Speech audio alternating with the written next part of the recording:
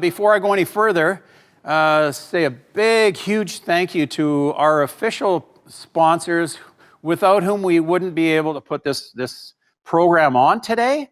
First of all, Delory Motor Cars, they've been an awesome sponsor the last couple of years, and I know those of you who are at Banff had the opportunity to check out the vehicles that they have. They have a terrific program. If you're a member of REMAX and you need a new car or any kind of a car, that's what you want to do, is get a hold of Delory and they'll hook you up.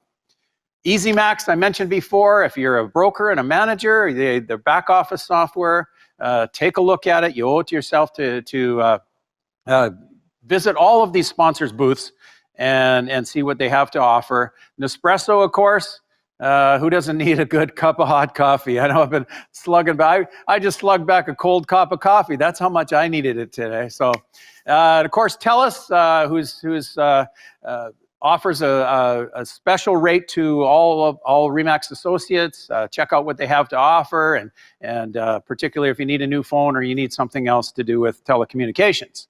And of course, our new corporate partner, CIBC, and we're going to hear a little bit from their chief economist in a little while, Benjamin Tall, and please visit the booths and say thank you to all of our sponsors. Otherwise, we wouldn't be coming to you here today. Okay, at this point in time, we got a really cool little session coming up here. So I hope you're back from lunch or dinner or drinks or whatever you're doing, because you're not going to want to miss this. So I'm going to ask my pal Wade Patterson here, a franchise consultant at REMAX Western Canada, is going to come up and join me here. And Wade, if you haven't heard about, Wade's doing something called the REMAX Hustle podcast. And so that's been a hugely effective and popular item. And Wade, I want to ask you a question first before we get into this video. Outside of the podcast that I did, what was your most fulfilling or exciting? Maybe you have a handful of them that kind of stand out in your mind. Yeah, great question, Roy. So we launched the REMAX Hustle podcast about 1.5 years ago. And before I get to that, the whole reason we did this is because we already have great video training, a lot of great blog posts where you can educate yourself. But we got thinking, hey, what's the average day of an agent look like on the go from appointment to appointment? And so we wanted to provide some sort of audio training that doesn't really feel like training. It's just conversations with successful brokers and agents and that type of thing. We've also had a few keynote speakers. So it's so hard to narrow one down. But one of the most unique episodes that we've done was the last one, episode number 64. By the way, you can download the REMAX Hustle podcast on Apple Podcasts or Spotify, any of those podcast apps.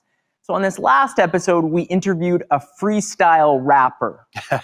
And you might wonder, well, what does that have to do with real estate? And there were some tie-ins. This guy named REMAX has completely adapted his business this year, and I thought that there was a lot that we could learn from him from that point of view.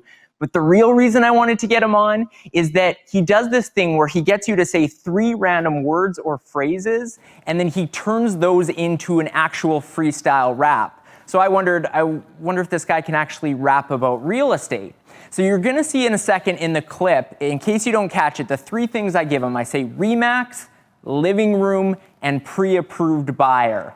And somehow he's going to turn that into a freestyle rap. So let's take a look at this video clip. You got to love it. This is awesome if you haven't seen it before. So let's roll the clip. So now for the fun part. Harry, are you willing to do a little freestyle rap for our audience? Of course. Let's do it. Awesome. So can I throw just a couple random words at you, if that's all right? Yep, let's do it. Okay. And these are, I just want to caveat for the audience. I mean, there was no discussing this beforehand, anything along those lines. Okay, so the first word, I just have to put it in there, is REMAX. So yes. Hoping you can incorporate that. Yep. Let's do living room. Living room. And pre-approved buyer. Pre-approved buyer. I love it. All right, so REMAX, living room, and pre-approved buyer, right? You got it. Okay, let's do this. I'm going to drop a beat. Can you hear my beat? Yeah, we're right. good. Okay, hey, okay, come on, listen, let's go. Harry Mack all the way off top freestyle. like we always do. Check it out. Come on, hey, check it out. When I rap, you know I make you feel away. I be dealing lyrics like real estate, and there ain't another rapper who can handle these facts. Stealing real estate like I'm tapped in with REMAX. We right here just to make it happen. Plugged into the track and I'm steadily rapping. It goes down, I be spitting for you. Got you relaxed like you chilling in your living room. Come on, for me to do these rhymes is mad easy. Relaxed in the living room, watching shows on TV. And when I kick my rhymes, they gon' get this. Yeah, y'all can chill while you watching some Netflix. All up on the television, I'ma spit with vision. I make the people listen when I stay up on my mission. And all these other rappers be down and out, but I'm relaxed up in the living room, all on my couch, and I'm just chilling. Now y'all know they make crazy noise. I got them all laying back like a lazy boy. Come on, I put it down and you should've known. You in your living room, listening to me in your home. Yeah, hey yo, you know I spit the lyrics that's raw fast, and you know I'ma do it off top on the podcast. We had to come together, y'all know I spit the fire. I'm dealing lyrics to all the pre-approved buyers. So come through, y'all can get this. Hey yo, I'm dropping more bars for y'all to witness. Come on, hey yo, you know that my flow is liquid water. Pre-approved buyers, please make me an offer. You got the approval, you know I move souls with all the rhymes I'm kicking. My flow is very sickening. I'm doing this off top when I'm spitting my bars. When it comes to lyricism, yes, I'm going too hard. Come on, I'm moving like real estate. I got all my people feeling great. Moving the houses, you know that I got them all bouncing. We tapping in and he threw me 3 random words. Now I'm kicking the bars that are fully absurd. Yeah, hey yo, they talk about it, but I came to live it. In times of COVID-19, we all have to pivot. Yeah, so now I'm on Omegle with the mad rhymes. Speaking of pivot, and this won't be the last time. Society will continue to change and evolve in new ways that we might find strange. We gotta open up our minds, even though I was reluctant. The past can't be the time that we stuck in, so we gon' keep it moving, ain't no way to act this. They figured that it came in birth, but it came through practice. The only way I'm here right now is through the time I've invested many years in the freestyle rhymes. And as I said, if we were to rewind way back and listen to my very first freestyle raps, we would've said, Mac is whack, there's no way he'll make it. But now through practice, they consider my rhymes sacred. Yeah, and you know that my lyrics always been this true. I just ran y'all in reverse through the interview. It's REMAX for the girls and boys, so while you're home listening, please make some noise. Let's go.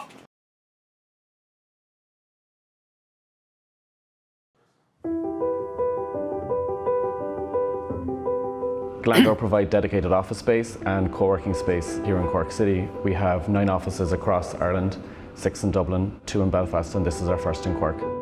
We have a variety of companies ranging from financial services to IT, pharma, and a lot of American multinationals that are moving into Ireland.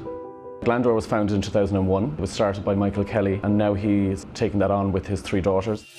I think coffee is really important. It contributes to creativity in the sense that people can come together. They're naturally coming from different industries. They can just talk about maybe a problem that they've come up against, and they can exchange those ideas.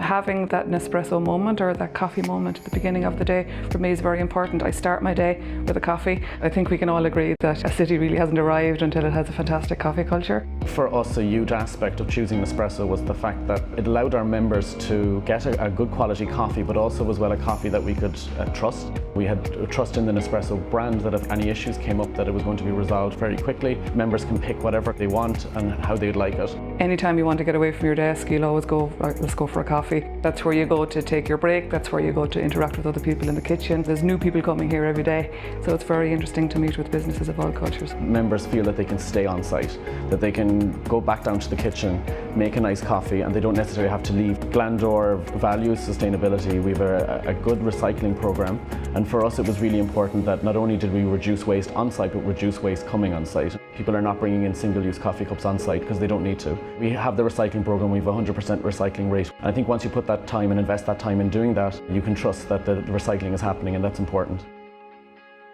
Being able to offer a client an espresso coffee when they come in is actually a real bonus. So it really is the heart and soul. It's great to have it there.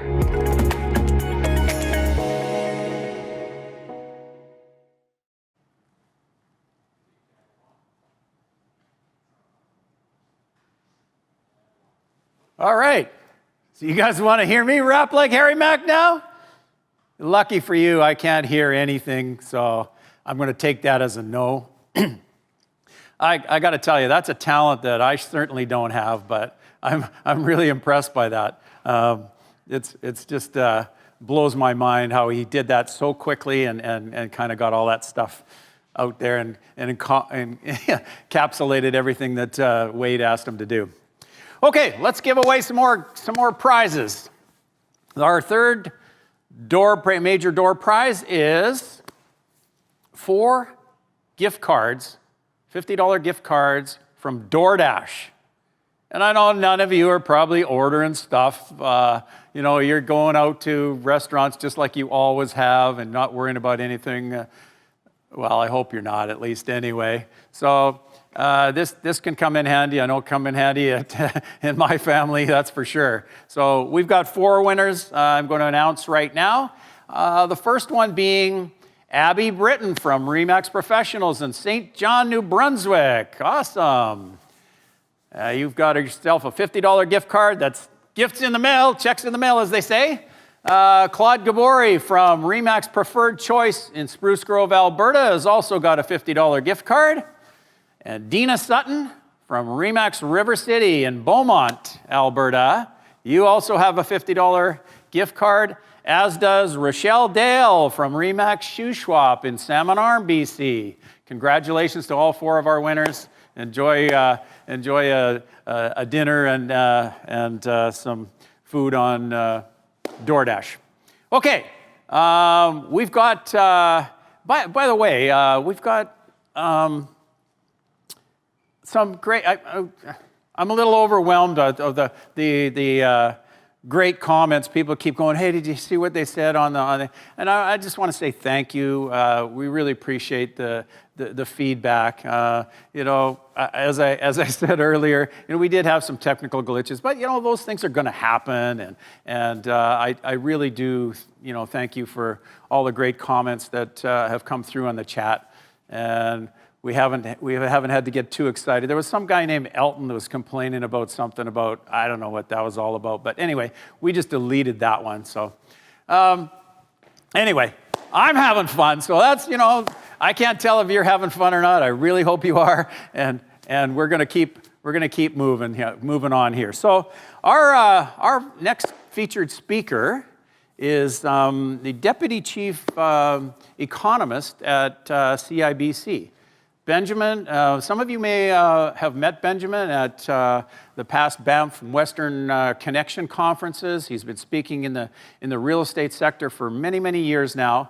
And I immediately think back to some of the information that many of you in the REMAX organization got a little bit choked on when CNBC about 3 months ago put out some really dire predictions of what's going to happen with the economy and real estate. And so Benjamin's going to straighten you out on all that sort of stuff. And I know that created my pal Christopher Alexander out in the east and Elton Ash here in the west certainly got on board and got in front of the press and said, hey, wait a minute, that's not what's really happening in the marketplace. And you heard Elton speak about that this morning.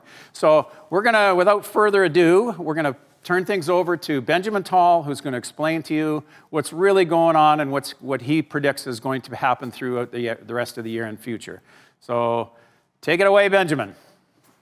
Thank you very much. I will try to be as brief as I can. As you can imagine, a lot to talk about and clearly not enough time. I will try to talk about, of course, the virus, the trajectory of the virus, the nature of this recession and recovery. How is it different than other recessions? I'll talk about policies, government policy, the Bank of Canada, clearly the impact on interest rates, how long they will stay low, and what does it mean. We'll talk about the very important aspect of the asymmetrical nature of this crisis. Clearly, we'll talk about the housing market, what it means in terms of the V-shaped recovery that we are seeing and how sustainable it is. And if we have time, maybe we'll gossip a little bit about Trump and the US elections.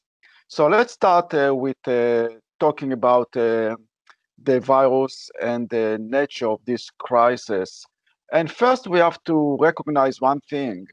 Early in the crisis, I think the narrative was that there will be a vaccine, we'll turn the lights on, and everything will be fine. Now we are starting to realize that it's not going to be so simple. There will be many things happening. There will be rapid testing early in the year. There will be some sort of antiviral medications, and there will be, of course, a vaccine, hopefully, in the second half of 2021. But the duration of this crisis and the fact that none of those remedies will be complete and obsolete, we will see a situation in which maybe we have to start talking about this crisis not as an event, but rather as a condition. And I will suggest that even 9/11 was really a condition, although it felt like an event. And the reason why it felt like an event is because of the fact that airlines, governments, corporations created an environment in which we learned how to live with the security risk that we were assuming on a daily basis taking a flight. So I think that's the situation now. It's, of course, very different, but the condition aspect of it is very important. Basically, what I'm saying, that over time, we will be learning to live with this virus, and there will be all kinds of things to help us, but the duration of the crisis is so long that it will be sufficient to change behavior and accelerate some trends from a long-term perspective. And if we have a second, maybe we'll talk about some of those trends. So that's the starting point. Now, of course, when we talk about the virus, we're talking about really three different models. The first model, which is the US economy and most emerging markets, is basically the continuation of the first wave or very deep into the second wave. The second model, if you will, is Canada and most of Europe, which is the beginning of the second wave. And the third and the most interesting model is Australia, Japan, the end of the second wave. So we can learn a little bit from their experience regarding what to do, what not to do. Just to illustrate the situation, look at this chart. This is the US versus the rest, if you wish. And you can see that the US is very different. For a given rate of infection, the US, since the beginning, was much more open relative to Canada and most of Europe. So if you are a Trump supporter, you will be very quick to point out the fact that the US is outperforming economically speaking because it was more open. But of course, if you want to put a negative spin on it, it means that the infection rate is much higher. So this is the conflict that is defining this crisis, the conflict between livelihood and lives. It is in full display in the case of the US in this chart. Now, if you look at the next chart, you can see that history repeats itself. The chart to the left is the Spanish flu of 1918. It came in basically there was three waves. And the second one was the worst one. Look at the chart to the right, and you can see that it's starting to look similar. So clearly history does repeat itself. And are we going to see a third wave? It is possible, something to be aware of. The most interesting model, of course, is the third one. And as you can see from the experience of Australia, South Korea, Japan, is that in order to bring the virus down during the second wave, you need not to basically shut down the economy the way we did in March or April. The mobility index actually went down, but not even close to what it was earlier in the crisis. That's something that we can learn from the experience of Australia and Japan. Now, given this environment, our working assumption is that there will be some sort of rapid test, not perfect, but rapid test in January or February. We are going to see some sort of antiviral medications that are a bit effective. And by the second half of the year, there will be some sort of a vaccine that will ease the pain. So nothing is perfect, but it will be a much better situation in the second half of 2021, given the fact that for the first time, we will not feel that we are totally helpless against that virus. That's the environment, and that's the solutions based on many conversations that we are having with people in the field. Now, given that, we can talk about the economic trajectory that is reasonable to assume at this point. As you know, second quarter GDP growth was negative 40%. We have never seen anything like that. In the third quarter, we got a nice rebound. The economy opened up. We got about 45% GDP growth. And then over the next 6, maybe 9 months, we are going to see relatively modest economic growth as the second wave coincides with the flu season and the confusion in the market will rise. So the winter will not be as great as the summer. So the happy days of the summer, if you wish, are over. Now, to put this in perspective, it is true that we got 40% positive following a 40% negative, but that's not a V-shaped recovery, given the fact that the positive is starting from a much lower base. And therefore, if you look at this chart, you can see something very, very interesting. After this big recovery of the third quarter, we are still short 4.7% relative to where we were before the crisis in terms of economic activity. Take a look at the chart to the left. This is the Great Recession of 2008. From peak to bottom, the economy during the recession was down by 4.5%. Today, we are recovering to this level. So what I'm telling you is that we are recovering to the darkest day of the mother of all recessions. That's basically how significant the decline in economic activity. And it's very, very likely that economic growth, the level of GDP, will not reach pre-recession levels before 2022. This recovery and a recession, of course, the recession and the recovery are abnormal, as you can see from this chart. We have 2/3 of the economy in a full swing V-shaped recovery. But 1/3 of the economy is stuck in this L-shaped recovery.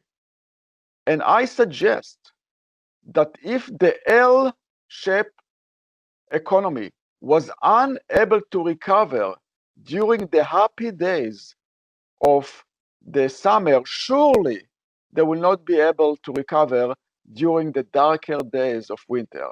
So the V-shaped economy, the usual suspects, led, of course, by real estate, but the L-shaped economy, again, led by hospitality, transportation, aviation, we all know the story, will remain there. And clearly you can see it also in the labor market, which is showing the most asymmetrical picture ever in any recession. 80% of the increase or the decline in employment was among low-wage occupations. This, of course, has major implications for real estate. And if you remember for a second, this observation, we will revisit it when we discuss real estate.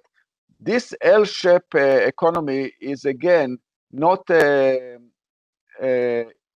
basically seen in all provinces. You see it more in Western Canada, in the East, and less in the Central Canada, Quebec, and Ontario. And the reason is, of course, is that the West and the East are more service-oriented provinces. And you can see that this, after all, was a service-oriented recession. Every other crisis, every other recession was led by the goods-producing segment of the economy. Not this one. The very specific nature of this crisis meant that the service sector led the crisis, the recession, and in fact, the goods-producing segment of the economy was in positive territory. And from here, we can learn a lot And we can see this asymmetrical aspect is in fact widening. I'll give you an example. When we got government money, Canada and the US, when the check was deposited, we have seen a significant increase in spending. Makes sense. You get the money, you spend. But 70 to 80% of this increase in spending following the deposit of checks from the government went to goods as opposed to services. And remember, the goods segment of the economy did not go down. The service segment of the economy went down. So what I'm telling you here is that government money was supporting not struggling small businesses in the service sector, but rather the Amazons of the world. That's something that we have seen over the past 6 months, not a criticism. This is simply the nature of the crisis. Very, very important.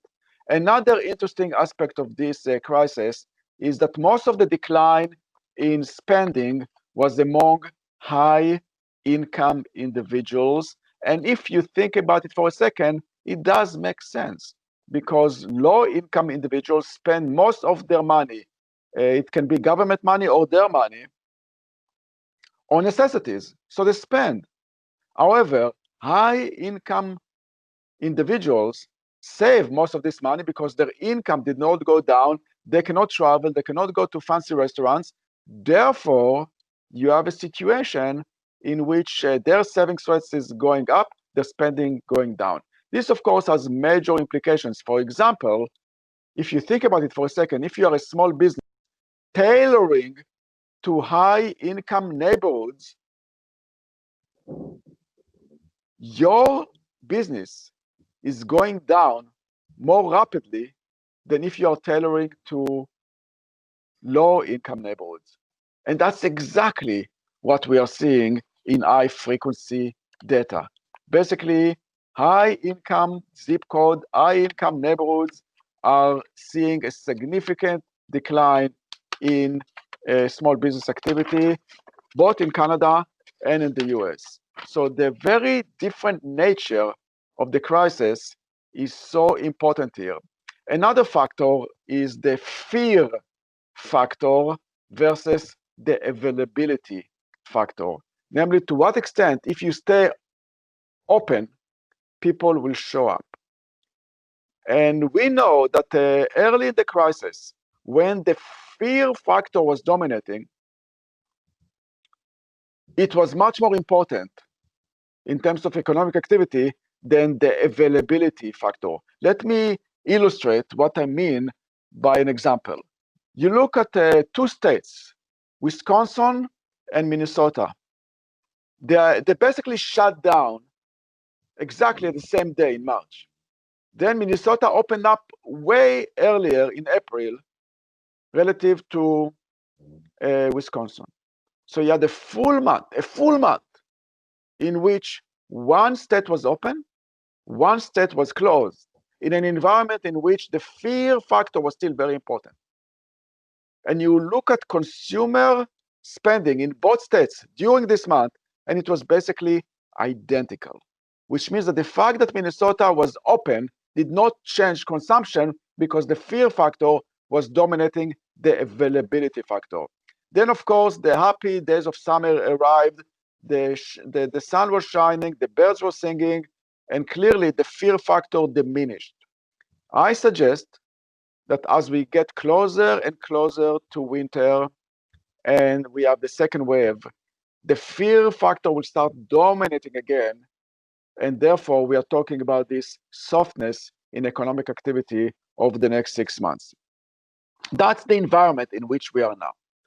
Now, government policies played a significant role in maintaining some sort of stability and preventing a disaster, if you wish. So let's discuss government policies. Let's see how sustainable they are and where they are going from here and what it means, of course, as far as you are concerned. First, let's establish that Canada did suffer a significant damage during the crisis, as you can see from the chart to the right. However, our damage, our pain is not inconsistent or larger than other countries. It's basically somewhere in the middle. However, you look at the chart to the left, that's the amount of spending per capita, per GDP, and you can see that we are only second to Japan, which means that relative to the damage, we spend more than most OECD countries. One of the reasons why we spend more is simply because of the fact that we can. Our debt to income ratio starting this crisis was 30%, one of the lowest in the OECD, and now it is 50%. So it went up dramatically, as you can imagine. The government money was so generous, so income in Canada is actually rising. As you can see from this chart, not only is income rising in a recession, the first time it ever happened, but so it is rising at a record high. This is something that we have never seen before. A record high increase in spending during a recession. To an extent, this reflects the fact that government money was supporting people, maybe too many people. And I won't get too much into it, but I always say that the next wave of assistance coming from governments must distinguish between a 17-year-old student that is not happy with his or her allowances and become unemployed and therefore collect CERB money, $2,000 per month, and a 45-year-old parent of two that is collecting CERB. We have to distinguish between the two, and the current system, until very recently, did not do so. Again, not a criticism, because we needed to support people that were hurting, but now it's time to make sure that we are not wasting money, because there is a limit to how much governments can spend. And the question is, who is going to pay for this growing debt? In the short term, of course, nobody, because governments are recycling this money. Interest rates are so low. In fact, despite the fact that interest payments, despite the fact that the debt to GDP ratio has risen from 30% to 50%, debt payments, basically interest payments on the debt, are down by $4 billion. Of course, that's unsustainable in a sense that we are much more sensitive to the risk of higher interest rates. I don't see the government cutting spending in a very significant way beyond what we have seen in previous years. So therefore, if in previous years the budget deficit was 15%, or the level of debt was 15%, now it's rising, and spending is going to go down, but not sufficiently, which means that the budget deficit will remain very, very large. And at one point, we'll have to do something about it. We won't get too much into it now, but I suspect that 2 or 3 years from now, we will see some increase in taxation. It will be on dividends, it will be on capital gain, especially, I think, on the stock market. We are fighting to make sure that it's not going to be on real estate, and it will be on big tech, and maybe even GST. We don't know, but clearly something will happen when it comes to taxation, not a 2021, not even a 2022 story, but beyond that. Very, very quickly, let's talk about the Bank of Canada. The Bank of Canada has been everywhere. It has been in the repo market, in the BA market. We all know the story, buying government bonds at $5 billion a week. Today, the Bank of Canada already owns 32% of the bond market, on its way to 50 by spring of 2021. That's something that at one point the Bank of Canada would like to avoid. And this issue is so important, and therefore you will see the Bank of Canada, the minute we see some recovery in the economy, starting to reduce its involvement in the market. They are unable to do it now, so they will keep interest rates very, very low. The market, for some interesting reason, is discounting that the Bank of Canada will move and raise interest rates a full year before the Fed. I don't see it happening. I think that the market is smoking something because this is not going to happen. It's not going to happen for two reasons. One is the debt level. The debt level in Canada is much higher in the US. So the Bank of Canada would like to avoid a situation in which interest rates in Canada are rising prematurely. Second, we need a weaker Canadian dollar. As you can see from this chart, the Canadian dollar is a very important factor impacting the trajectory of exports. And you need about a dollar that is weaker than 130 in order to see exports rising. And if the Bank of Canada divorces itself from the Fed and start raising interest rates earlier, the Canadian dollar will go higher, not lower, exactly the opposite of what the Bank of Canada would like to see. So therefore, I suggest that the Fed and the Bank of Canada will not touch interest rates until 2023, and the yield curve will widen a little bit with some modest increase over time in the 5 and the 10-year rate. So short-term interest rates, the prime rate will remain stuck unmoved until 2023, and then a very slow increase in long-term interest rates, probably starting by mid-2021. Very, very quickly, let's see what it means for the housing market. I don't have to tell you, you know the numbers. The housing market has been on fire. Basically, a full swing V-shaped recovery in sales, listing, and of course, in prices. Now, relative to long-term average, which I believe to be about 510,000 a year in terms of sales, we're still not there if you take the average since March. So relative to normal times, we are still below, but of course there is nothing normal about the current situation as we are witnessing the most significant recession in the post-war era. So what you want to do is to compare the current situation in the housing market to any other recession, and as you can see from this chart, we are not even close to any other recession in terms of the damage. Those yellow bars represent how much we have seen a decline in sales during recessions. And you can see that in our situation, it's basically zero, reflecting the fact that this is a very housing market friendly recession. The question is why?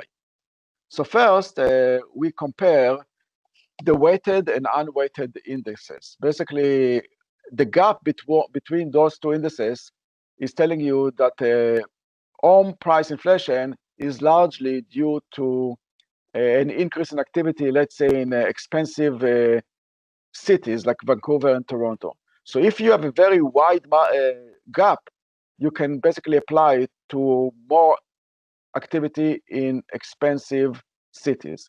But as you can see, that's not the case now, which means that this is not about a regional story. The inflation that we are seeing in housing is not about Toronto or Vancouver relative to Winnipeg or Calgary. So this is not the story. So what is the story? The story is this. This is the difference between average sales price, which is basically just a very simple average, not distinguishing between condos, detached, or quality, while the HPI, the yellow line, is comparing apples to apples, like condos to condos, detached to detached. And you can see that the gap between the two is about 9%. What I'm telling you here is that 50% of home price inflation in Canada is due to what we call the composition factor, in which people move from less expensive, namely condos or small units, to more expensive, namely larger detached houses. 50% of home price inflation today is because of the compositional factor. Again, makes sense given the nature of the crisis. Now, how people can do that? Now, the narrative, of course, is low interest rates, which is true. However, you look at low interest rates, and you can see that, yes, it is low. The actual rates are low.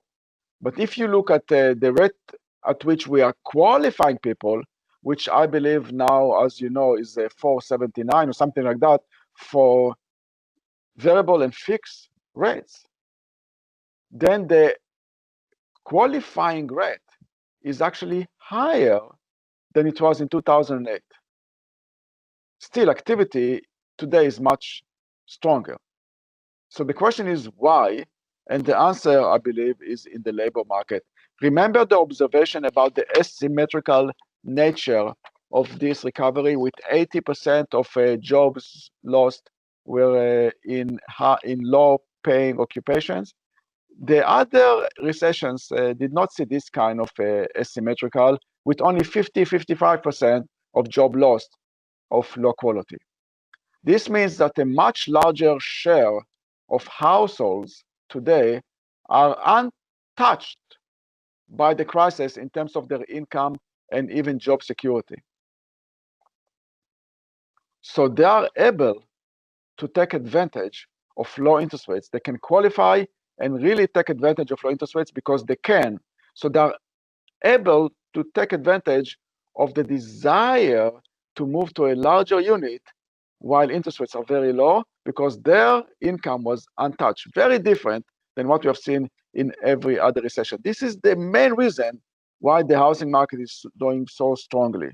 And you can see that this is being reflected in the trajectory of home prices, with a single family rising faster than condos. We all know the story, and the supply issue suggests that that will continue if you look at the supply of detached versus condos. In fact, the supply of condos, I believe, is rising a bit too fast, especially in places like Vancouver and Toronto. To me, this means that you will see the condo space softening a little bit, and we're starting to see it already clearly in the rental market, with the lack of immigration and increased supply leading to some softness in the market. Now, let's go a bit deeper and look at the trajectory of prices by price level. Basically, what I'm trying to answer here is, where do we see a higher home price inflation? At the lower end of the market, namely cheaper or more expensive, and we separate it into condos and detached. So let's focus on the right side, the yellow, which is Vancouver, because I know that some of the listeners are in Vancouver. And let's look at the trajectory. And what we see is something very interesting.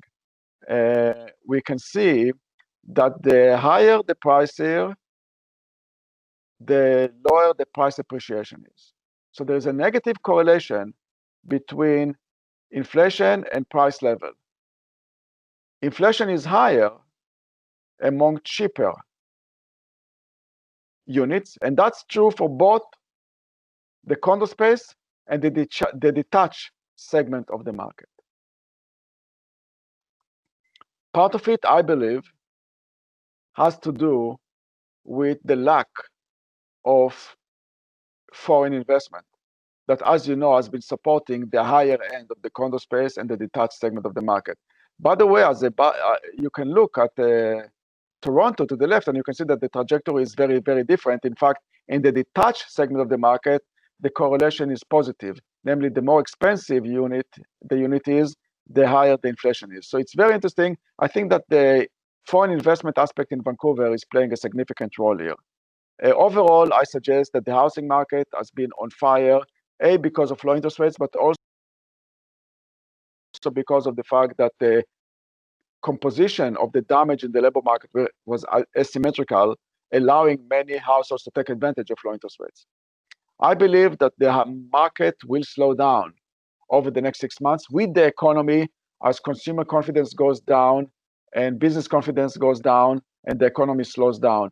It will not crash, but within this softness, I see the detached segment of the market doing better than the condo space, given supply and demand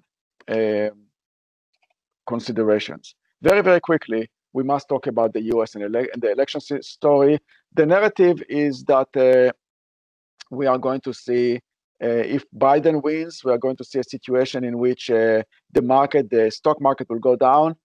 That was the case as far as the market is concerned until very recently, but now people are starting to realize that Biden first will spend and then will raise taxes, and therefore the market might surprise on the upside if you have a Biden victory, at least in the short term, and then the focus will switch to the taxation, which will be negative. Same goes for Trump.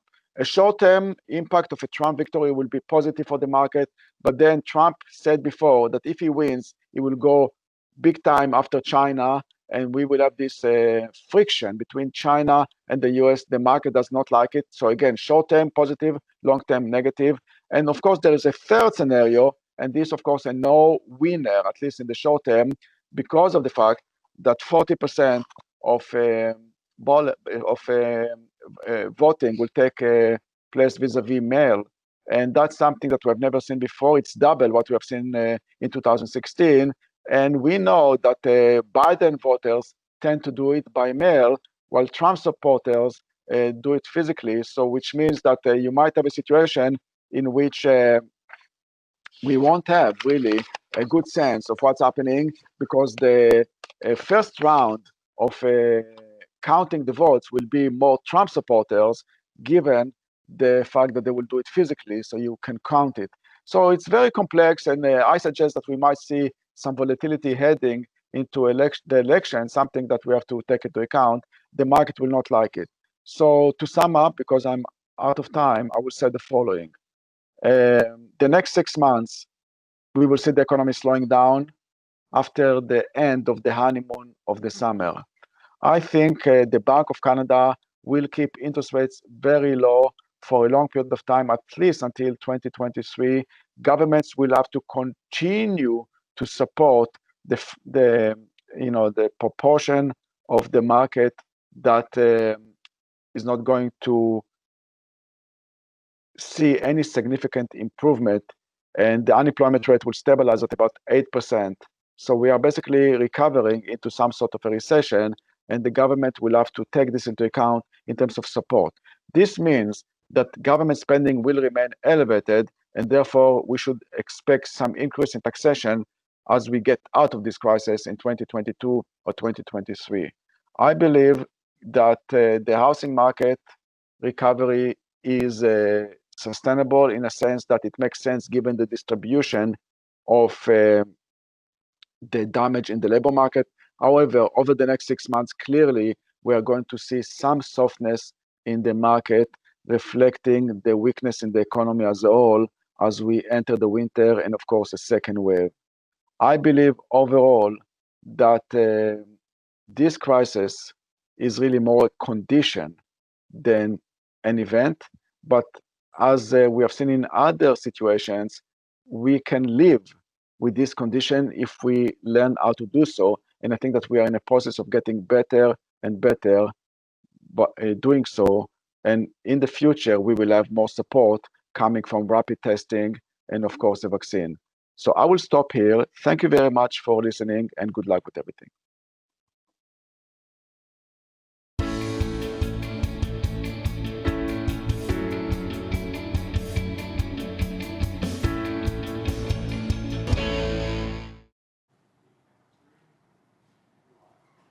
All right, I want to thank Ben for a great presentation there. I loved what you had to say at the end there. It's not a crisis, it's a condition. And you know what? The true professionals, and not just real estate, but every industry, have figured that out already. We talked about that a little bit this morning. You know what? Instead of pulling the covers over your head, you just change pace, figure things out, and change the way you do business, and we'll be just fine. And we got somebody coming up here in a minute who understands all about change and how that can affect your life and where that can take you. Really quickly, though, I want to give you an update on CMN donations. We're approaching the 20,000 mark. We're around 19,000 plus. So thank you so much for that, your generosity there. Okay, we have from the big city of Edmonton, the City of Champions, they used to call that. I'm not sure, Sarah, do they still call you that? They certainly call the REMAX people in Edmonton the champions, I'll tell you that. And we've got a true champion. She's a badass woman of real estate. That's what she is. And so Sarah's going to come up and talk to you about her roadmap from 0 to 100. And I think you're really going to enjoy this. So rather than listening to me, let's give it up for Sarah Kalki.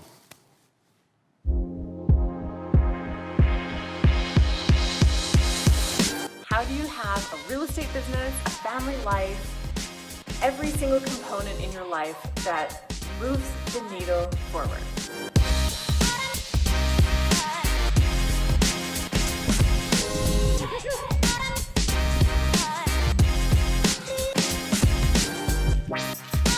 I'm Sarah Kelke. I'm a real estate agent and real estate success coach, and I can't wait to help you reach your goals.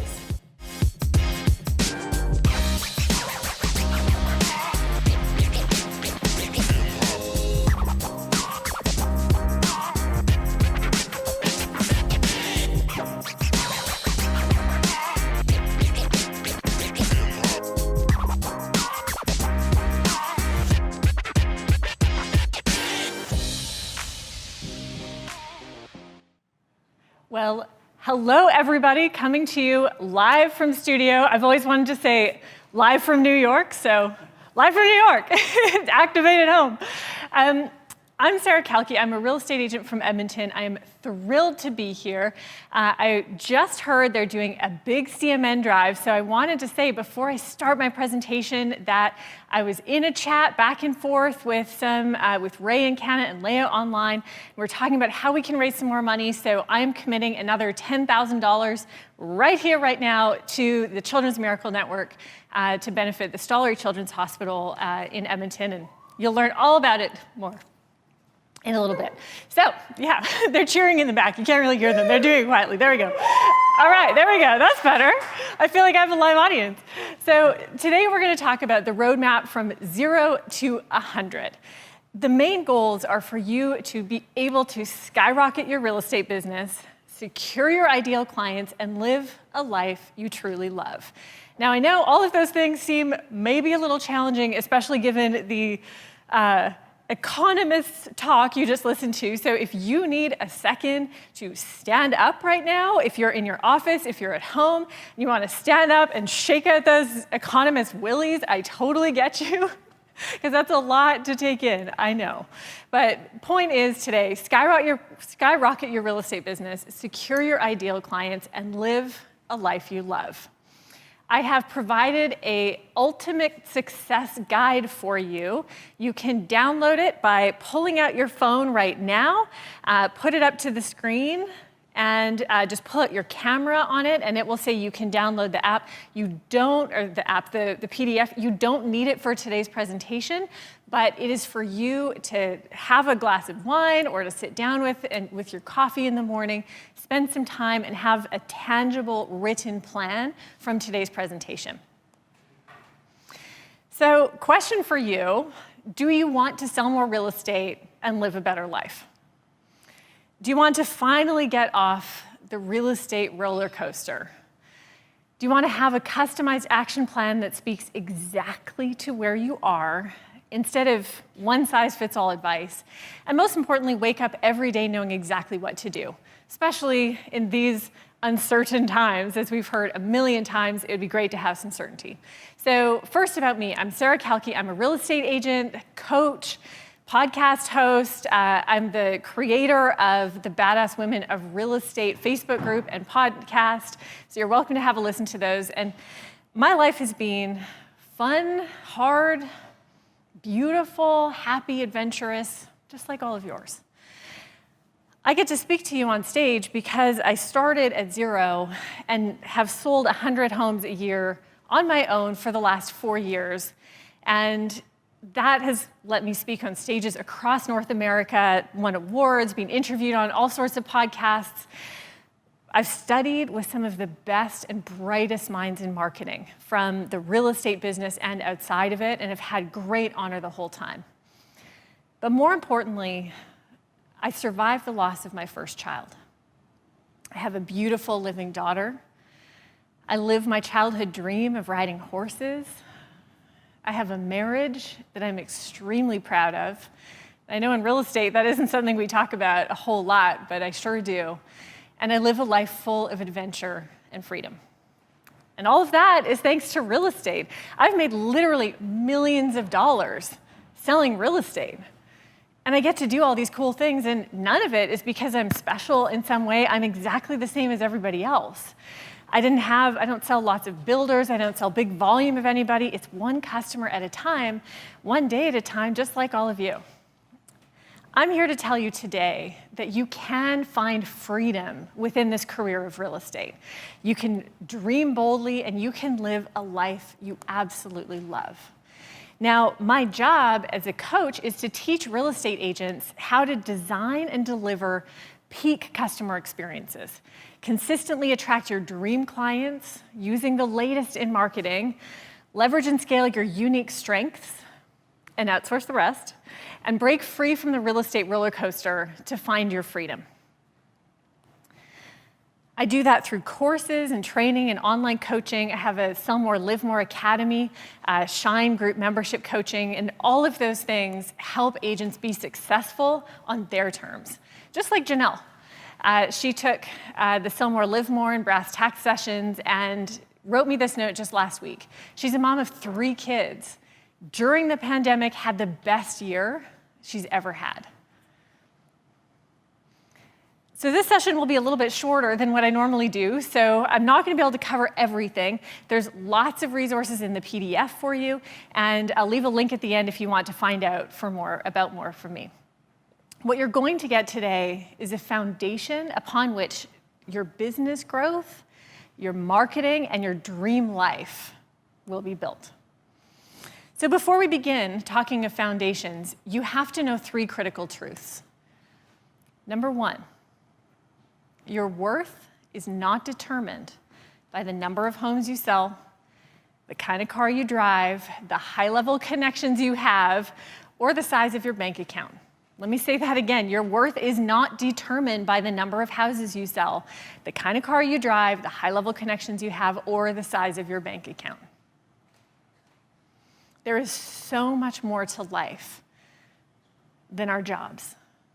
Your worth is measured by the kindness you share, the hope you inspire, and the love you freely give. You are worthy of a joyful, satisfying, and meaningful life. In spite of everything you might have been told your whole life as a kid, in spite of every other thing that's going on in the economy and the world right now, you are worthy of joy. You are worthy to set yourself apart and live life on your own terms, even if that's scary, even if it feels like you're climbing up to the top of a mountain and looking down, and you're all by yourself. I want you to know you're not alone. But most importantly, you are the co-creator of your life. You have to take action. No matter how scary and hard it is and how alone you might feel on the top of that mountain, you have to take action on what you hear today. One of my favorite quotes is from Thomas Edison, and it is that many of life's failures are people who did not realize how close they were to success when they gave up. And as real estate agents, this is especially true. Think of the marketing plan you did once, the video you did once, the neighborhood flyer you sent out once. And it was scary, and it maybe didn't work the first time, and so you gave up. Today is all about the reality that you are closer than you think to that next level, to that freedom, to that life you always wished that you had. So today you're going to leave with a customized plan for 2021, knowing exactly what to do to grow and maintain your business, and tools to prevent you from falling into the most common real estate traps and pitfalls. And I'm going to teach you all of this because I've fallen into almost all of them myself.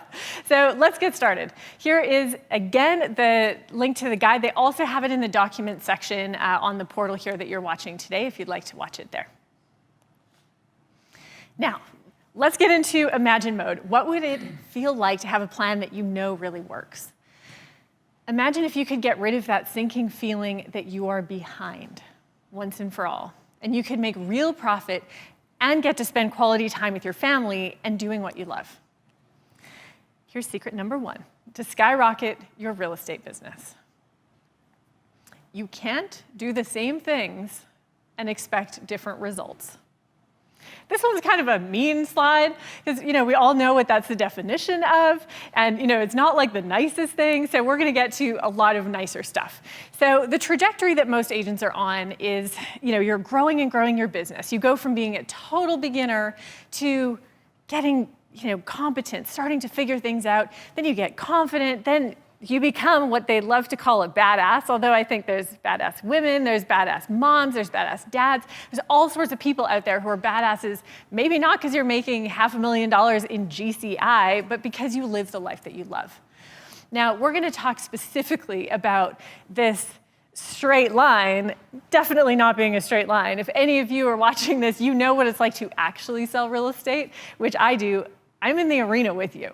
I know what it's like. I know what it's like to work in the pandemic and to wear masks and to be scared when people call you and you have to leave your house and show them houses even though you really don't want to. And you get home and you're scared and you're like sanitizing like your steering wheel 9,000 times a day. I get it. I understand. I know what it's like, especially in markets that have gone up and markets that have gone down. I get it. I hear what the economist said, and I understand that a lot of you probably sweated a lot of buckets during that talk, and I get it.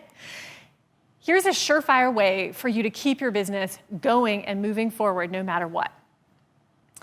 Think of the first time you got in a car. The very first time. They give you the keys, it's all fueled up, it's ready to go, you have this machine, you get in there, and you sit at the steering wheel. And you're like, okay, let's do this. And you turn on the ignition and you put your foot on the gas and you kind of get going. And you don't really know how to steer quite properly. You're like driving and some beginners, they take out a few side mirrors on the way as they're trying to figure out how to drive along. And everything is jerky, right? Like you go faster and then you're like, oh no, that's too fast. You go fast, oh no, that's too fast. And you screech on the brakes because you don't know how to press them. It takes you some time. Now, once you start to kind of get comfortable, you start to go a little bit faster. And if you learn how to drive on a standard transmission like I did because my dad's a farmer and that's how farmers' daughters learn how to drive, you have to learn how to drive on a stick shift. And when you're in first gear, you start driving and the engine gets revving higher and higher and higher until it's redlining. It's like, Wee! And you can hear it and you're like, oh no, I'm panicking, the car's redlining, it's shaking. And then you learn, okay, you put the clutch in, you temporarily pause, and you shift into second gear. And the input you put in second gear is exactly the same input that you put in first gear. It's the gas, and you control the direction.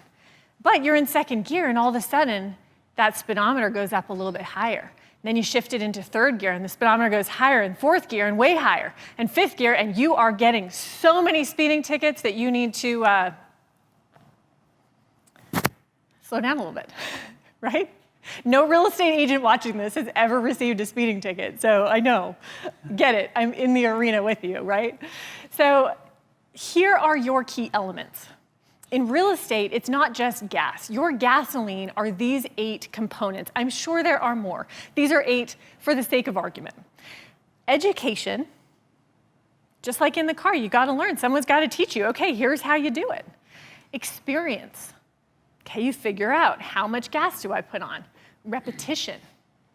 Okay, you just do it lots of times, you get better at it. And time, which goes along with repetition, right? Then customer service. This is specific to real estate. Your customer service has to get better and better and better if you're gonna shift into the next gears.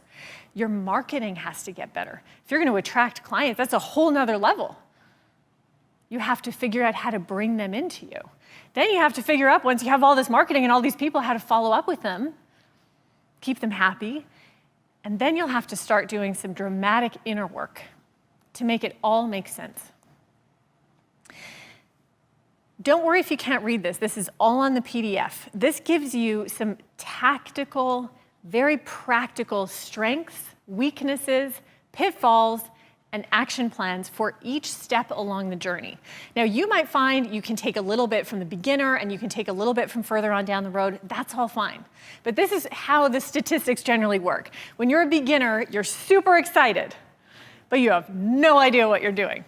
You're thrilled, but most of what you need to do every day is take action. You need to go on appointments. You need to get out there and start real estating and document it so everybody you know can see, hey, she's showing houses, she's attending inspections, she's out there working. Yeah, you might not get paid, you're not going that fast yet. But action is the first shift you must take to go from beginner to being the competent professional. Now, the competent professional, you're like cruising along, you got this, and you start looking at all the other drivers on the road and you're like, hey, they're going faster than me. What do I do to go faster? And so you start thinking about, oh, I could take this class, I could take this course, I could take this, I could get a CRM, I could get this CRM, I could do this, I could do all sorts of different things. The challenge is you forget that you just have to stay in your lane, keep driving, and get better systems. Do the same thing multiple times and start making decisions that refine your processes so you can do them simpler. The greatest reason why people cap out a competent professional is because there's chaos in the car. They don't have systems set. They don't have emails they send every single time something happens. They don't have document systems. They don't have client care systems. They don't know even where their clients' phone numbers or emails are if they wanted to follow up with them. So systems, it was going to shift you from competent professional to a confident and comfortable agent. Now, these agents, once you start to build your business more and more and more and more, you can start marketing more. You can start doing all these cool things that you always dreamed of because you have the money to do it, you have the systems in place, and you know how to do it. The challenge for this person is that they're often too busy, and they become a little bit reluctant to hire out the things that they're not that good at. And so they get a little bit stuck and things start to feel really stressful and they get to be really, really tired. I know because I've been there. I know what it's like. And the number one action step that you can take is figuring out how to leverage your time by hiring an assistant, getting better systems, and identifying your unique strengths and defining your unique voice. You start to realize you can't do everything and be successful. You start to realize there are certain parts of your job that you must do, and the rest you can outsource. That's what takes you to being a business badass. That is someone who is extremely skilled at their job, but also leverages their time and has other people helping them in their business. This is the single greatest shift, and it's the single greatest freedom-generating activity that you can take in your business once you get to the level where you can have a little bit of staff. What happens here, and you see it all the time, is that agents get tired again. They're overwhelmed. They start to feel really successful, but sometimes in order to be successful, they've given up all the things that really matter. Their family time, their freedom, their dreams. How many successful agents do you know where all they do is real estate? Eyes open till eyes closed, right? 7 days a week. It's great. It feels good. It feels amazing to make all the money. I have been there. But I know at this stage, the most significant thing you can do is come back to the inner work. Now, to outline your strengths, weaknesses, pitfalls, and action plan, that's your homework. That's what you will do on the PDF that I've given you. Now, secret number 2, secure your ideal clients. This is something we don't talk about a lot in real estate because all we talk about is secure all the clients. That's what everything says. You know, add this marketing, add this, add this. You're supposed to now, if you think about it, have an Instagram account, post on Instagram stories 7 times a day, a Facebook page where you come up with amazing, brilliant copy. You're also supposed to have a Facebook business page. You're supposed to post on those stories. You're supposed to have a YouTube channel, a podcast, a blog, a TikTok account, a YouTube channel.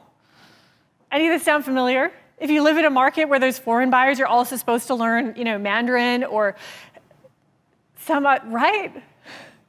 How overwhelming is it when there's so many things that you're supposed to be doing that are supposed to just broadcast out to everybody, and every single client is who you want? Well, that's not a way to get freedom. You get freedom when you shift and you start to know who your customers are. And instead of being the hero we are taught to be on every single channel, I'm so great, I'm so great, I'm so great, I'm so great. Look at me, I'm so successful. Look at how cool I am. Look at my Instagram hair. Look at my Instagram pose. Look at me sitting on a countertop, drinking a coffee. Like, why are agents sitting on countertops in all their pictures? I don't understand. But, right? We have to shift out of this thing that we've been taught all of our lives as real estate agents, that we're supposed to be the hero. Because frankly, we're not saving lives. We're not curing cancer. We're selling houses, and selling houses is actually pretty easy. Filling out blanks on a form, yes, requires some technical skill, but like mostly is pretty easy. The hard part of real estate, why we get paid so much money, is because the people are a challenge. And all the real estate agents in the house are saying an amen right now. You're not here, but you're like, amen, sister. The people are the hard part. The forms, the transaction, a computer could do that, an app could do it. There's a reason we haven't been replaced by robots yet. It's because human beings are the hero. We must learn to talk about what our customers care about. And more importantly, we must ask them what they care about. Because one of the most sincere forms of respect is actually listening to what another has to say. How much of our training teaches us to listen? Most of it teaches us to talk. The 3 golden rules of real estate marketing. Number 1, know your client better than they know themselves. Now, of course they know themselves, but in terms of the real estate transaction, how many real estate agents, you walk in, the clients are like, oh, I want this kind of a house, and you're like, nah, you're gonna buy this and this and this, and then they do, right? Is that we know them sometimes better than they know themselves. That's our job. Number 2, you're like, okay, I get it. I know my clients. I really understand. What do I say to them? I hear this all the time. People are like, I really want to be a great marketer. I want to put stuff out there, but what do I say?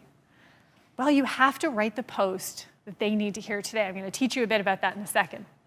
And third, consistency creates authority. It feels boring to be consistent when you're a real estate agent. You have entrepreneur brain. You always want to take the next shiny object, right? You want to do the next thing and go somewhere amazing with it, except you forget. The most successful businesses do the same thing every single day for decades, centuries sometimes. McDonald's still sells the Big Mac. In-N-Out Burger still sells the cheeseburger. If you're an In-N-Out Burger fan, I know it's not a Canadian thing, I'm obsessed. Ford Motor Cars still sells cars. They make them better, and that's what we're talking about, being consistent here. Now, number 1, how to know your client. This is something that I've taken from studying with some of the best marketers in the world. It's simple, but not easy. You have to ask yourselves, and there's a worksheet for you to start working through, not just any person buying or selling real estate, but those people that you love. Think of, when you sit down to do this, think of your most favorite client ever. That family that you're friends with now, the people that you love, the people where you say, I could work with these guys every single day. If only I only had clients like this, I would love my job. Think about them. What do they want most out of their real estate experience? My guess is not to put a trophy on your wall. What do they love? Their family, their community, what's really important to them? What are they afraid of?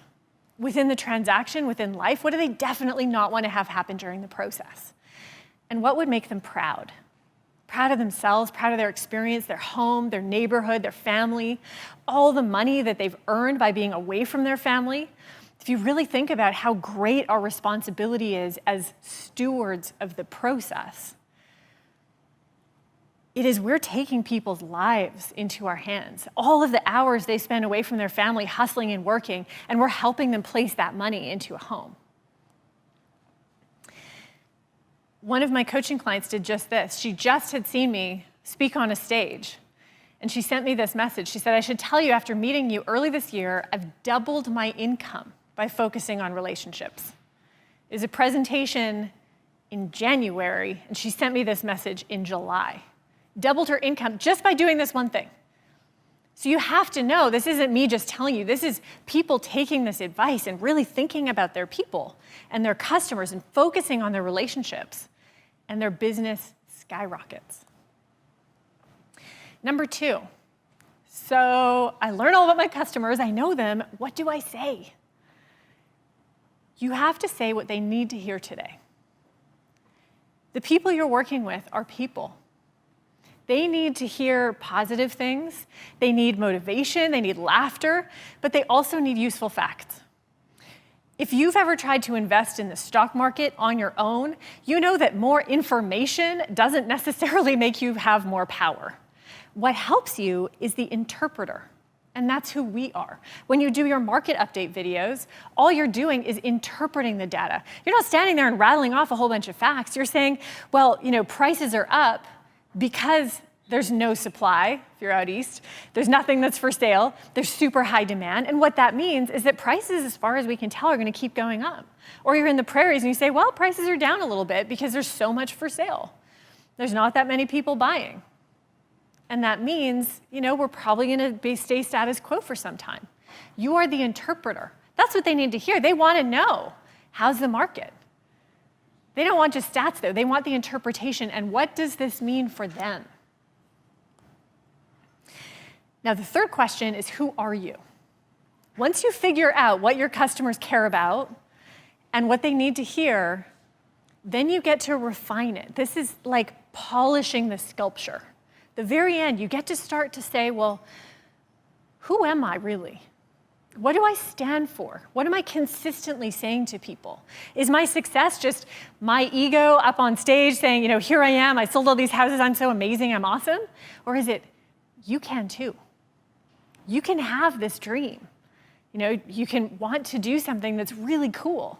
And even though you have a business and you have kids and you have a house to take care of and you have a mortgage and you have 9 million other things, you can live your life and you can live your dreams.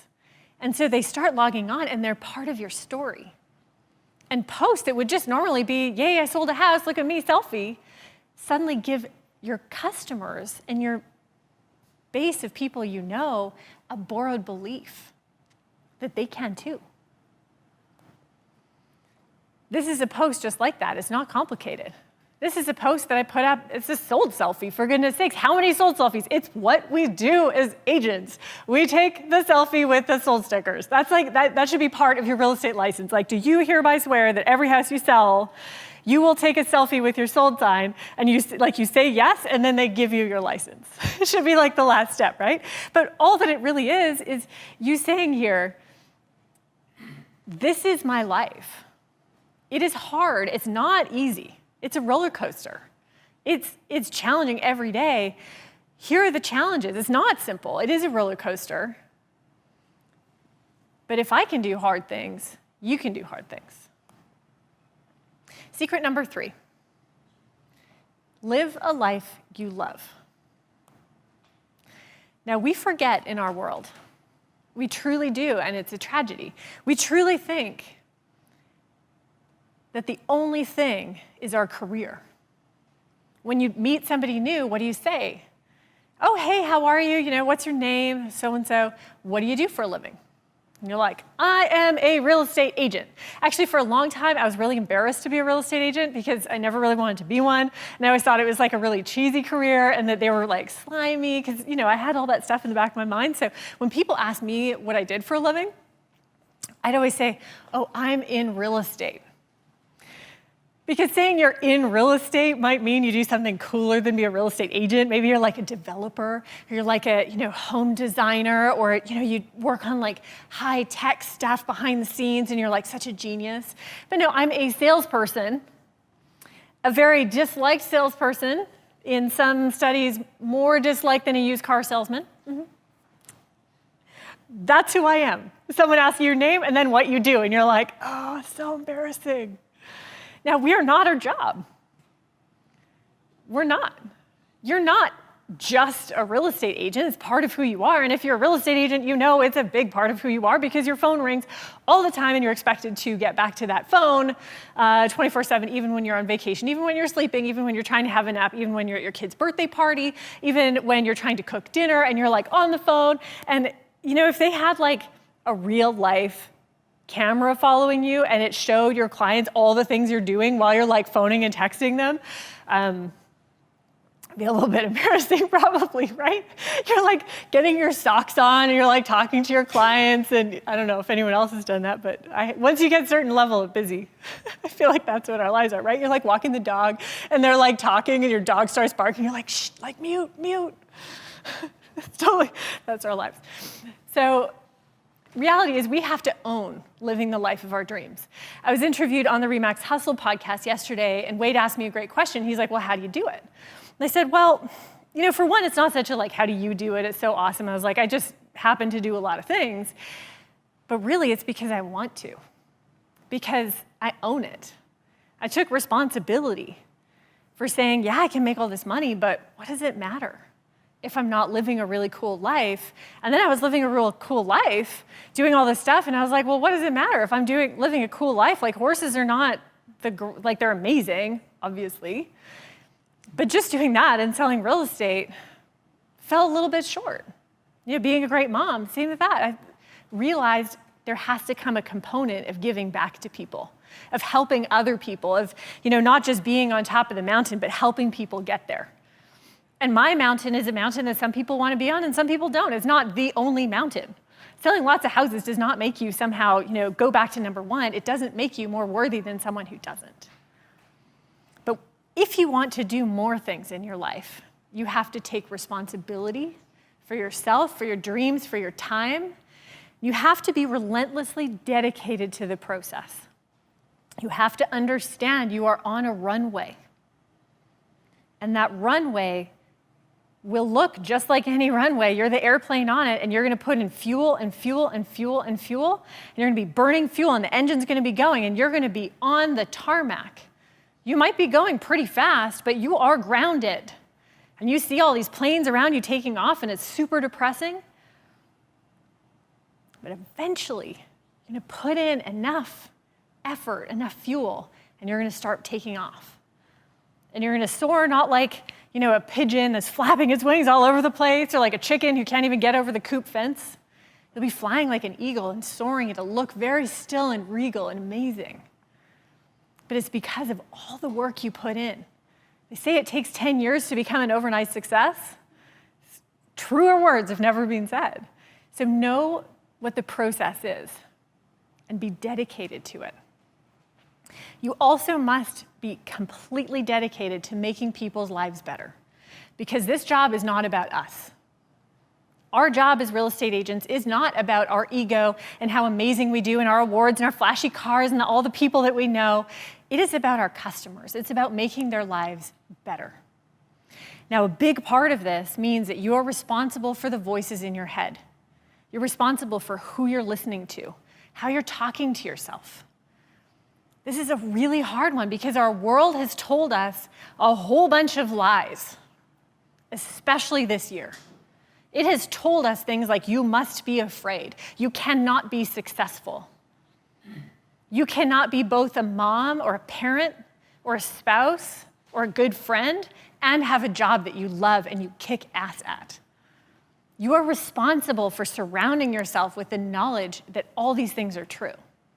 And you must know yourself deep within that you know what you need and what makes you happy and what your boundaries are.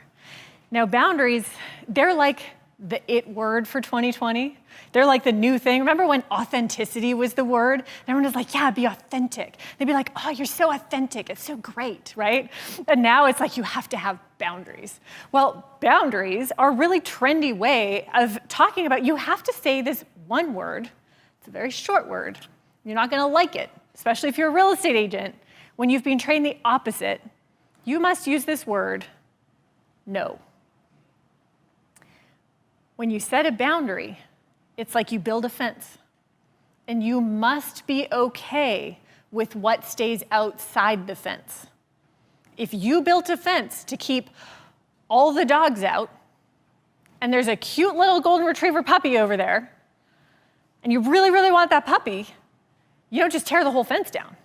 You keep the fence, but you maybe go get the one cute little puppy. Now, boundaries are the most misunderstood concept of 2020. It says, I am important. I have needs. The part that's missing is I have needs so that I can serve you.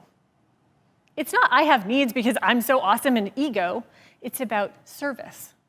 When you take care of yourself, when you have fuel in the bus, you can take your passengers somewhere. But if you don't, if you're afraid, if you're stressed, if you're worried all the time, I get it, I'm an actual real estate agent, then you know how to move forward and how to be successful. Here are new truths. Take a screenshot of this and tell these to yourself. Make your own new truths. Taking care of yourself is not selfish. Tell yourself, I take action on what matters. I deserve to be successful beyond my wildest dreams, even in a pandemic. The things I don't like about myself do not prevent me from helping others. If you don't like your hair, you don't like your weight, you don't like your body, you don't like anything about yourself, that makes you normal. It doesn't help you, it doesn't prevent you from helping others. That video you never wanted to take because you don't like something about yourself in the selfie screen, I get it. It's not about you.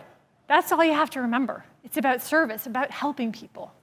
Your opinions matter no matter how many houses a year you sell. You know things even if you sell 20 houses a year, if you sell 100 houses a year, even if it's your first sale. My family matters more than award ceremonies. This is one I learned myself because I'm obsessive, in case you couldn't tell. Totally obsessive. I really wanted to win those awards and do really well and be number one, and that would make me worthy. But your family matters so much more than that. Everyone is doing the best they can. We forget this in our world of critics, in our world of judgment, in our world of so-and-so is better and cooler and brighter and faster and shinier. Everyone is doing the best they can. These are 3 prompts on your PDF for you to go through. These are journaling type questions, but they're really important questions. What's something you've always wanted to do but haven't accomplished? What would you regret not doing more of? And if no one was watching, what would you do? I was a little girl who wanted desperately to be a cowgirl. I didn't have the money to do it. I wasn't able to ride horses. I wasn't able to do any of those things. And because of real estate, because of this career of being a real estate salesperson, I'm able to live that life now.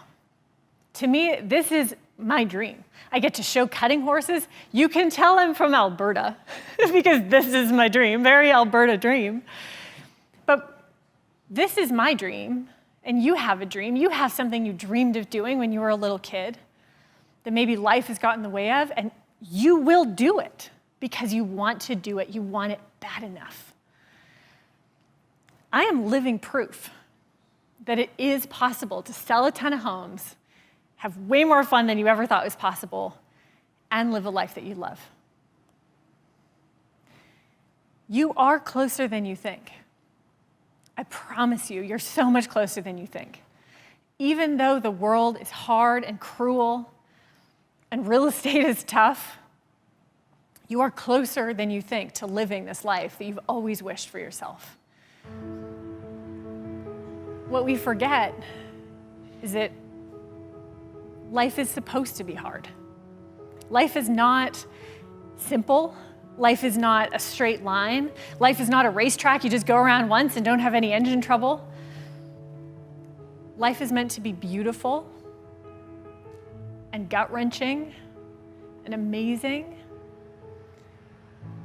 My daughters taught me both of these things. And I want you to know that moving forward. If you want to learn more from me or about my coaching, or just say, hey, what's up? I love Edmonton and horses. I'd love to chat. Reach out to me on Instagram, Facebook, all Sarah Kalki, or you can check out my site, sellmorelivemorecoaching.com. Thank you so much to the people of REMAX Western Canada for everything they have done Truly, their work has set the foundation for me being able to live my dreams. So I cannot say thank you anymore to them, to all of you, my REMAX friends, for everything over the years. Thank you for having me. Now, back to my great friend, Roy. There you go. Sarah, you knocked that out of the park, sweetheart. Thank you. Okay, I am, I don't know about you, but I just thought that was absolutely terrific information. Yeah. So here we are moving along. We only got a little bit of a short time here, but is that not what I talked about this morning? How I just love the people who are involved with the REMAX organization. When you hear those kinds of stories and you hear the human side of the story. You know, we talked a little bit earlier about all this fascination with technology and everything else that's going on around us, and our world's turning faster than it ever has before. It's nice to hear that, you know what? You can have a life. You're not here just to make as much money as possible or sell as many houses. There's okay to have a life outside of real estate. And I always love when I hear stories like that, and it makes me feel good. You know what else makes me feel good? You guys have donated already over $20,000 without even Sarah throwing in an extra 10 grand. So let me hang on. I got to do the math here. Yeah, that's like $30,000 in just a short few hours that we've been here. So again, awesome job. We really, really appreciate that. Okay, we're going to move along, keep things moving here. Up next, we have our Regional Advertising Director, Elaine Langhout. And as Elton mentioned in his talk this morning, we had, and Adam covered this as well, you know, sometimes you got to just adapt with the changing scenery and what's going on. And Benjamin mentioned it, you know, it's not a crisis, it's a condition. We figure out how to work through conditions, and we plow on. So I'm going to turn things over right now to Elaine Langhout, who's going to explain to you how REMAX Western Canada and REMAX Canada has adapted to the new world that we're in. Hey, thanks, Roy. And thanks for tuning into my session. We really appreciate you tuning in, and we really do miss you guys. I miss seeing you live, but this is as good as it's going to get. I'm Elaine Langhout, and I'm the Director of Advertising for REMAX of Western Canada. And today we're going to talk about some big wins and other stuff for you that you can use in your businesses, and to show you some things about the REMAX brand. So I've been inspired lately by Simon Sinek's book, Start With Why. And I wrote our own why, the REMAX why. And what I think it is to build the finest network of motivated, full-time real estate professionals who believe in innovation and ongoing improvement to serve the lifetime needs of their clients, no matter what the market conditions are. So essentially, we are an organization of people who care about people. If you don't care about people, then you're in the wrong business, because you get to know people very intimately and very deeply during a real estate transaction. So our why is to make sure that you're getting the tools and services that will make you the finest real estate professionals in the business.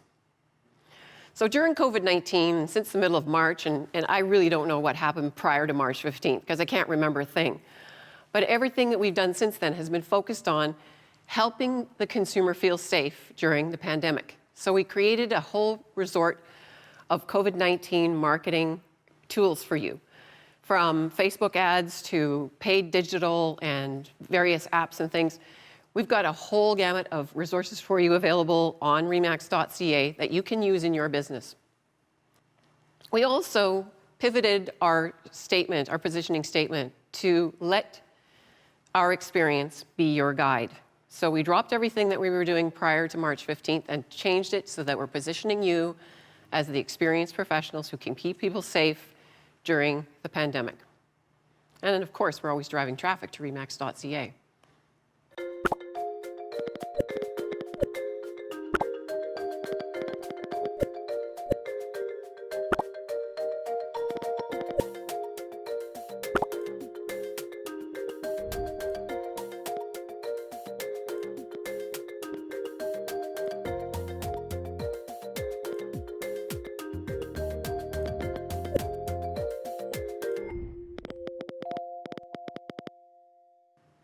So that was just one of the 6 new creative videos that we made during the pandemic, just to show people how they could buy or sell virtually with REMAX. So check them out on YouTube, and if you would like to use them in your own personal marketing, you can feel free to do that. You can repurpose these and post them on your own social media or your own digital platforms if you are using the tools that we're promoting. It's absolutely your choice.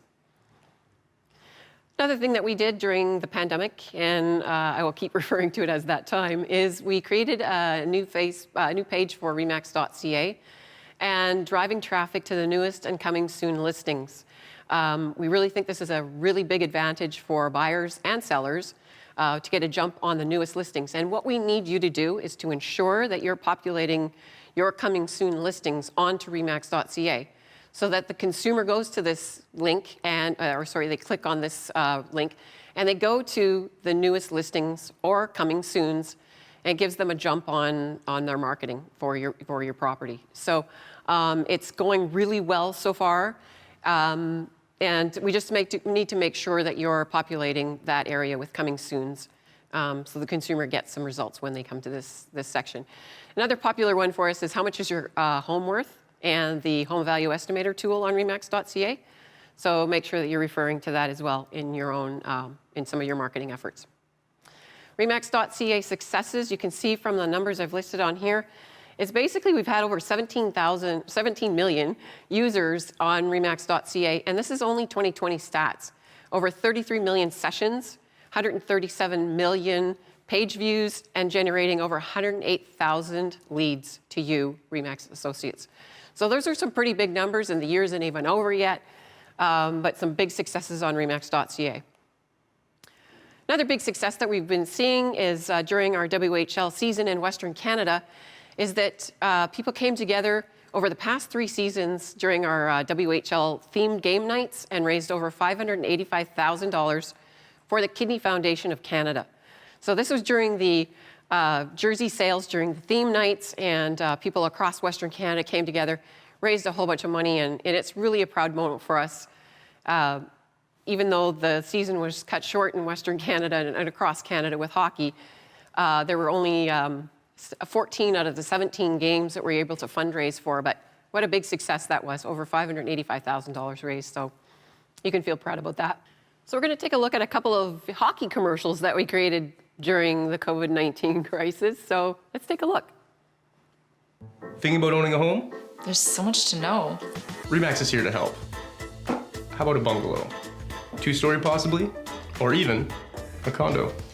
Okay, coach. We're on side. With REMAX, we always have a game plan. Okay, here's our game plan. We enter through the neutral zone, we pivot to the open concept main floor, and what do we see? A pool! It's a pool! Yes, and outdoor barbecue. Kitchen. Yes, it's a hat trick. No matter your needs, REMAX has a game plan for you. So let's take a look at some of the NHL hockey advertising we've been doing in Western Canada. With the Vancouver Canucks, we have a corner rink board, and we are all looking forward to getting back on the ice sometime soon. We just don't know when that's going to be. Edmonton Oilers, we have the 50-50, and we're going to talk about that in a minute. We also have a rink board there. Calgary Flames, we've got a rink board, the 50-50 there. And who knows, some of these players have already been traded. Have to update some slides. And the Winnipeg Jets. I know this guy. I've talked to him on the phone. He knows his stuff.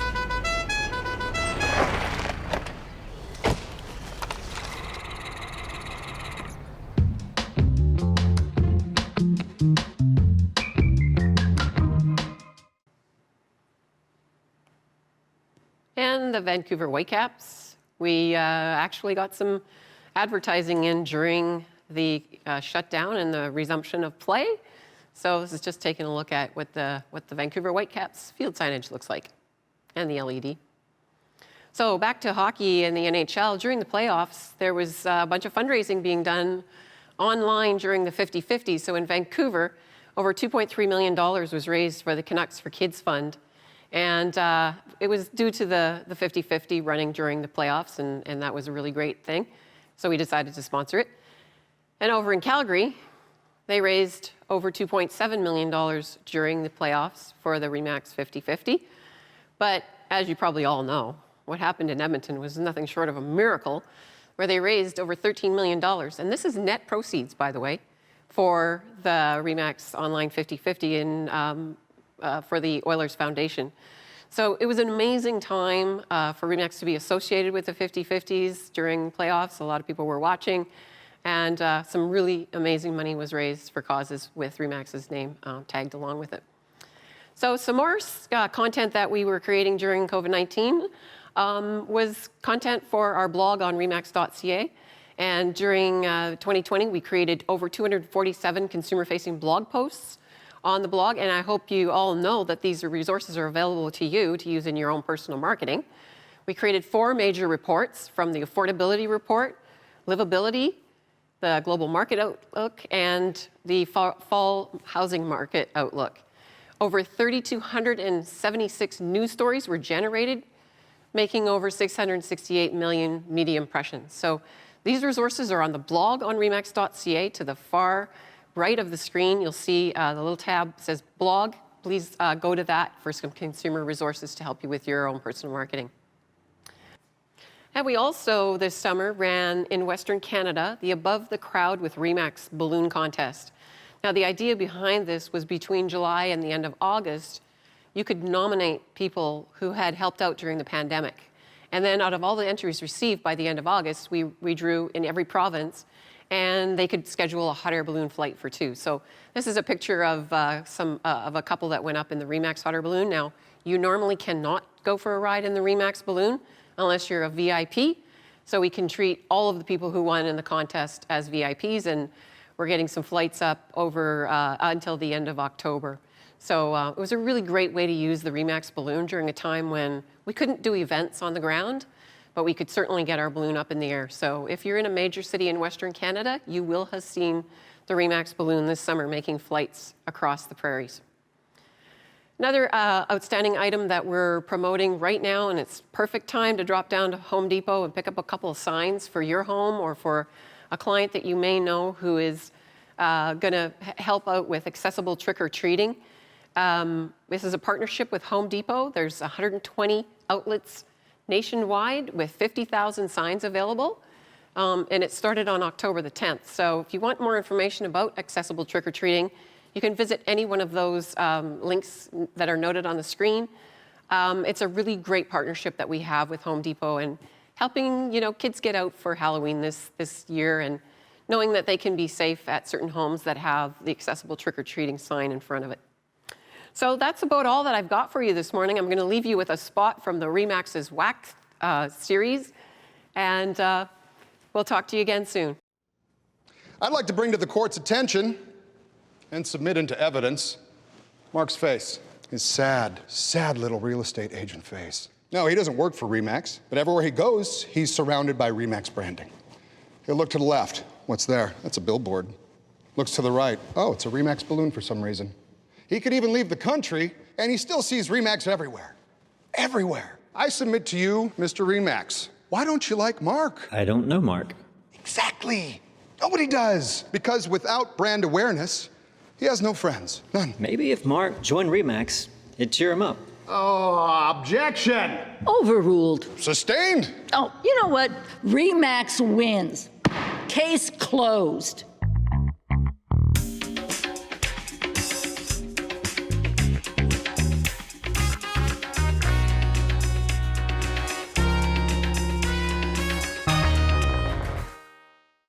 Okay, so that's all for me, and thanks for tuning in. I really appreciate it. So it's back to you, Roy. Okay, thanks, Elaine. You got great presentation, and boy, you gotta love those REMAX's WAC guys. There's a whole bunch of those. If you haven't had a chance to check out all the new generation of those REMAX WAC videos, you can find them on YouTube and the REMAX channel, and it's worth your while to have a look at them. I understand we had some issues with the CMN site. I think we lit it up so much trying to make so many donations that we crashed it for a little bit, but it is back up and running. So if you had tried to make a donation and couldn't get in, please try again, and should be able to accept those donations now. So we are moving into a short break here now, so we're going to take about a 5-minute coffee, freshen up break, and we'll be back here. We've got Justin Haver coming up right after the break, so you're not going to want to miss that. So see you in about 5.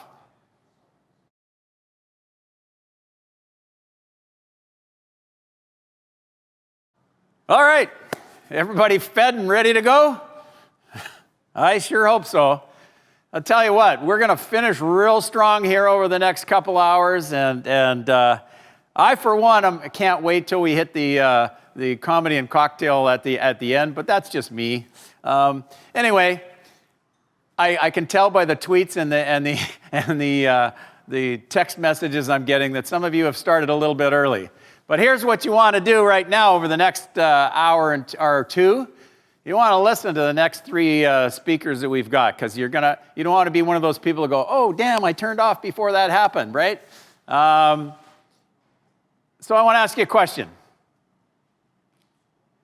If you could hear from the leader of the #1 team in Canada last year, #5 worldwide, who promises to give you a magic pill on how he built his business and how he got to the point where he's at, would that be of some value to you, do you think?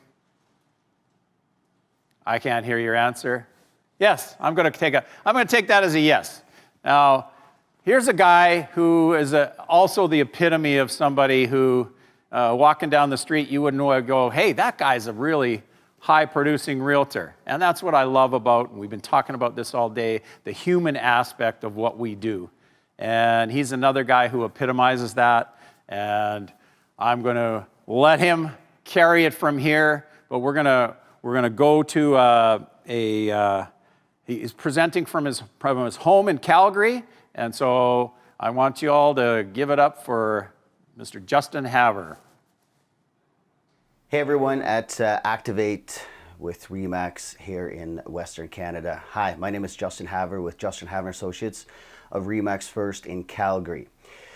So it's an honor and privilege to be here today to present to all of you guys, and what I intend on doing here is sharing a few things that I have witnessed or personally experienced as being something that motivates and can basically drive you to achieve great success in this industry. Obviously, every year is different.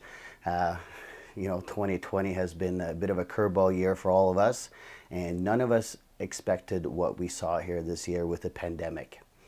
So, a little bit about myself.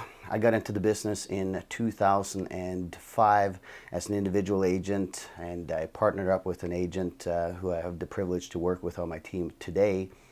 And started investing into websites, lead generation. I heard that one of the big things in this business is that you need to have leads and opportunities in order to survive.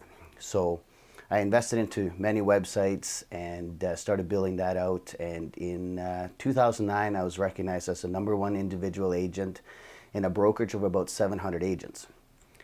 Then in January 1st, 2010 is actually when Justin Haver Associates was founded and started. We had to start an official team, and that was a little bit of an experience as well, because I never got into this business thinking that I would run and operate a team. Now going into a few years later, and I've obviously been investing massively into lead generation. And in 2012 to 2013, so basically December 2012 to January 2013, our team grew from 6 agents to 28 in a single month. That January, we also generated 4,200 leads in a single month, right? Quite a bit of a gong show. I have experienced and learned quite a bit over the years, lots of failures, lots of mistakes. So I'll share some of these things in this presentation as well, and I hope that you can get something from it. We were honored to join REMAX in June of 2014. We made this move strategically because one, we got to align ourselves with a global brand. And first of all, congratulations to each and every one of you guys that are now aligned with REMAX as a brand. and it is a brand that transfers trust to yourself, right? We noticed a big difference in this when we were to sit down at the kitchen table across from our clients when we started working with REMAX. And after all, it is a billion-dollar brand, and a brand that is very prominent in virtually every market across Canada. And use that to your advantage first and foremost.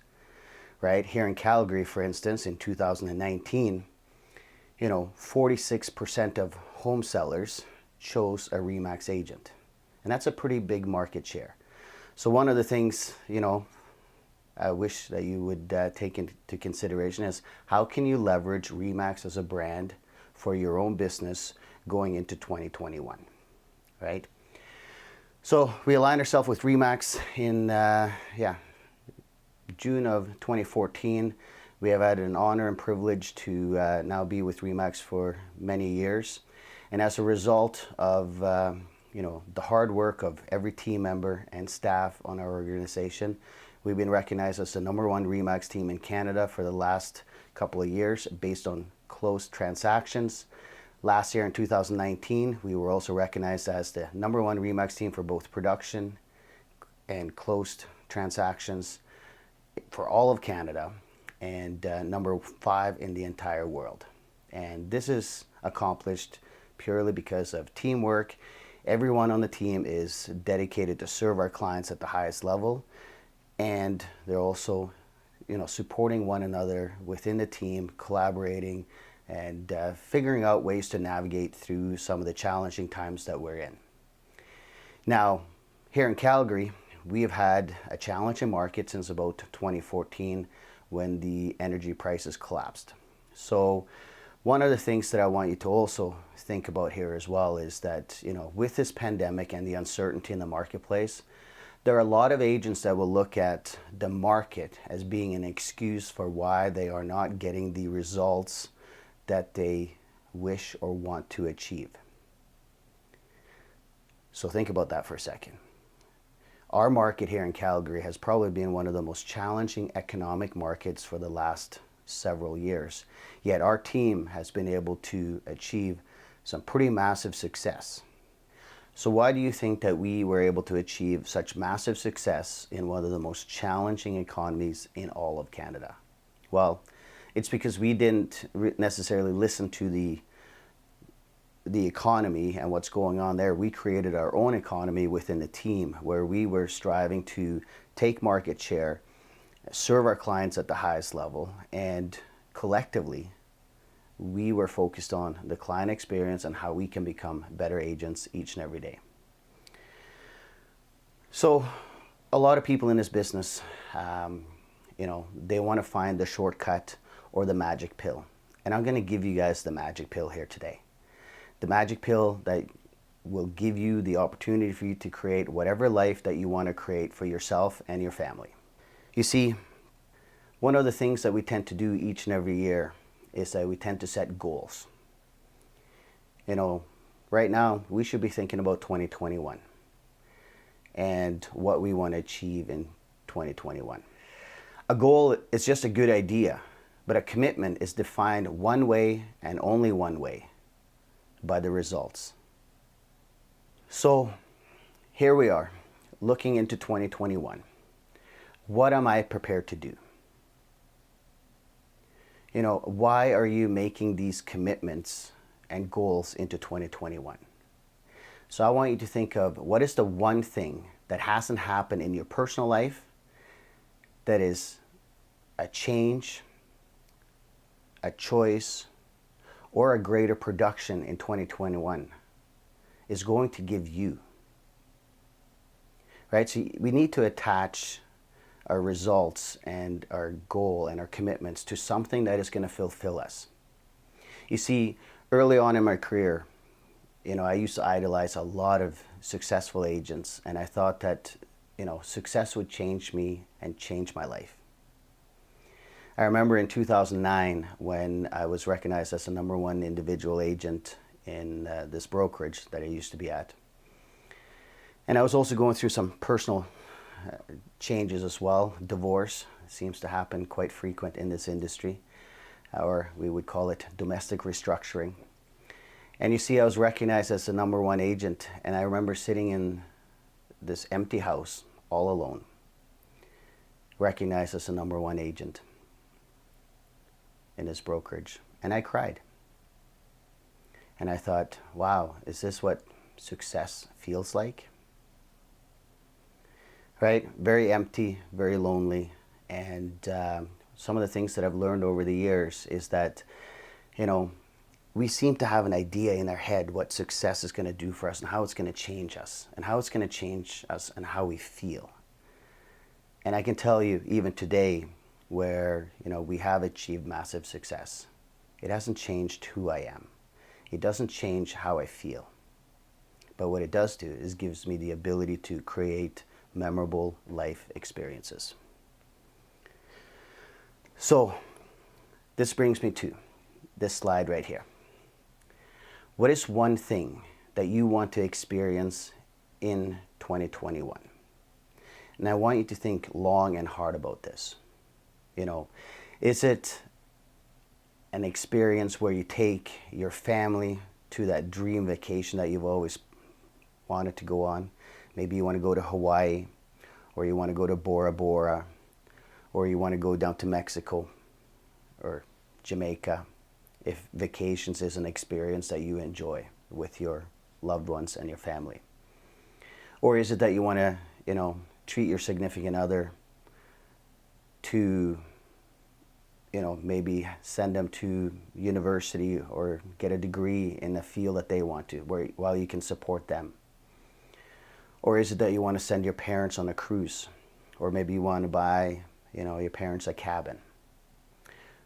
You know, something that will give them an experience. So whatever success you have in this industry or whatever other industry, use that as a vehicle to create memorable life experiences for yourself and your family. Because objects, cars, purses, designer shoes, whatever it is, it doesn't necessarily make you feel fulfilled.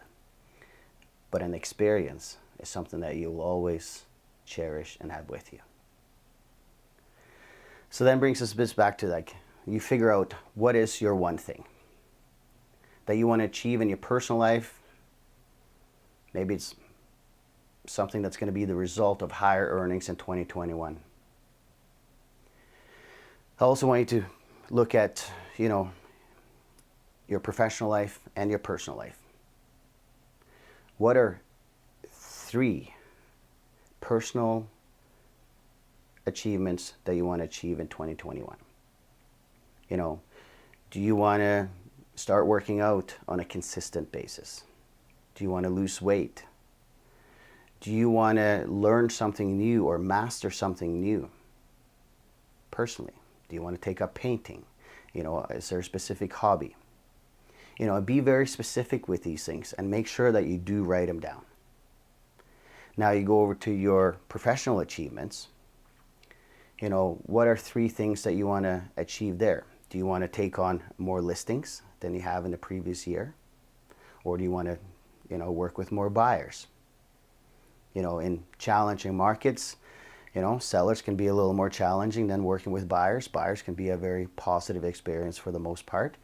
Yet the sellers in, you know, challenging markets are very emotional, right? So do you want to, you know, master lead generation for yourself? You know, be very specific, write them down what these things are. And I'm going to segue here a little bit into the power of visualization. So I touched here earlier on about, you know, 2009. It was a pretty challenging year for myself personally. You know, I put together this slide here, and I still have this copy. And this was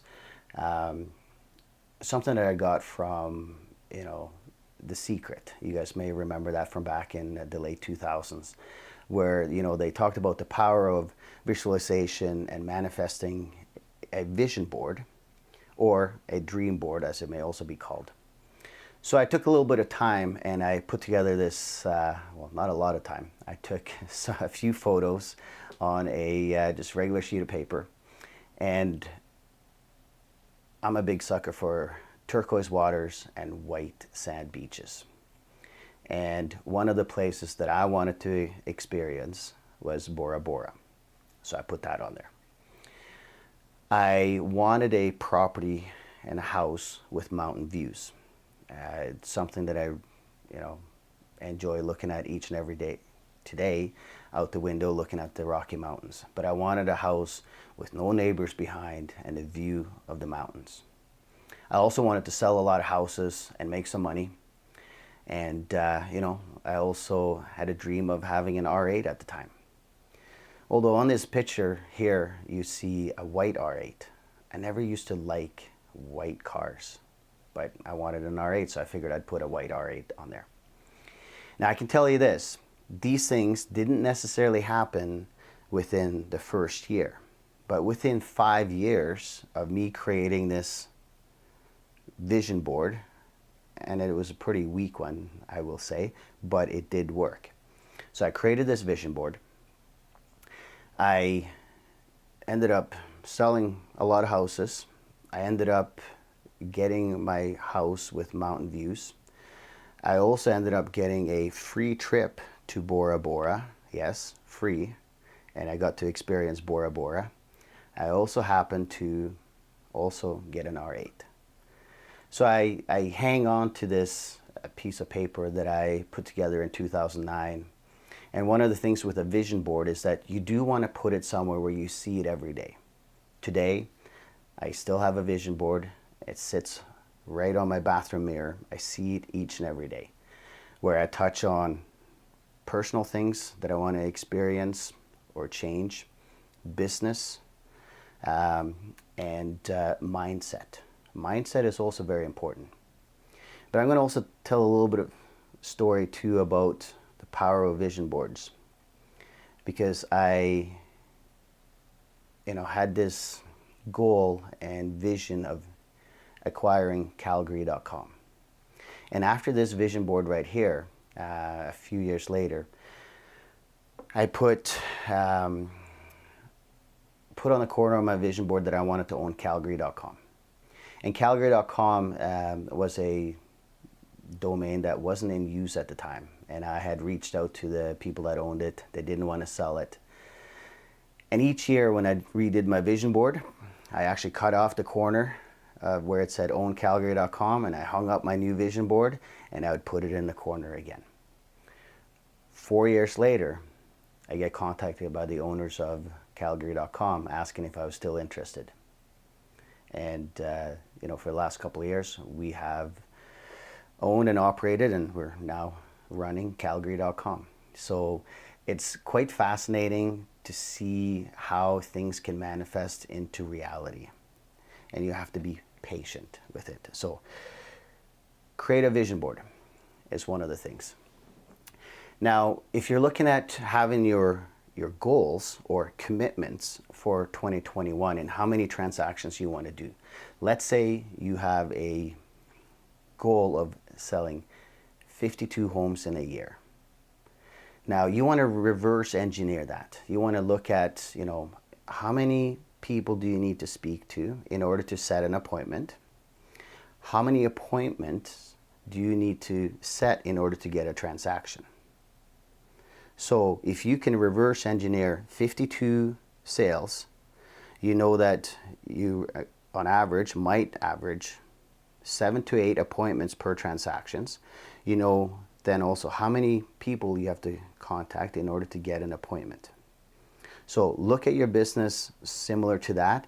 That way you can really know what it's going to take for you to achieve those commitments or goals that you want to achieve in 2021. All right, that's one thing, one way that you can reverse engineer it. Then you have micro goals, right? We have 12 months in a year. And a lot of times what happens is that we tend to, make this really big goal. And maybe one of the things that you do when you set your goals as well is that have no fear. Sky's the limit. You got to stretch yourself a bit. It's also human behavior that we tend to, you know, have a little bit of, maybe it's insecurity or doubt in our ability and skill set. And, you know, we set this lofty goal, but then in the back of our mind, our little voice is saying, I don't think I can achieve that. You know, maybe I'm just throwing that out there and it just sounds good, but I don't think I can do it. We all have those negative voices in our heads, right? But now if you say you want to do 52 transactions in a year, how many is that per quarter? And then how many is that per month if you break it down into the three months per quarter, right? Then it's not as overwhelming if you look at the whole number, right? But you got to track everything. So micro commitments is definitely key. Vision board, already touched on that. Now, another thing that I've observed quite a bit over the years is, you know, the 60-day rule. And as an agent, we need to get really obsessed about the non-sexy part of your business. You know, we all like to, you know, post and talk about our achievements and getting sales and how many homes we sold in a month and selling that listing or getting that listing. You know, that's what we all see and hear, see it on social media, hear it when we're talking to our colleagues and that kind of stuff, which is awesome. But what we don't talk about is the boring, mundane tasks that we do behind the scenes. And that is prospecting, making those connections with our potential clients, with those leads, with our database, you know. So you got to basically look at your business, and I have a strong opinion that the success that you achieve today is a direct result of what you did 60 to 90 days ago. So if you're really slow right now, you want to probably look at yourself in the mirror and say, what was I doing 60 to 90 days ago? Maybe I was enjoying summer a little too much. Maybe I wasn't consistently prospecting or calling my database, right? We are now in the last quarter of 2020. And let me tell you this, 2021 has started now. If you want to make sure that you come out of the gates in 2021, you want to make sure that you are so diligent in your follow-up and reaching out to your database right now. Now is the time to go hard. And by that, investing time into your business and into your database and making those connections, right? And I've seen this so many times. You know, Thanksgiving weekend, October, snow starts to hit the ground. A lot of agents, especially here in Canada, we tend to slow down. We're like, the year's pretty much over. We've had a good year. You know, I'll just start up after Christmas. Well then, if you have that mindset, and you know what? I've been there. Totally been there. I'm like, I'm just going to fire up again January 1st.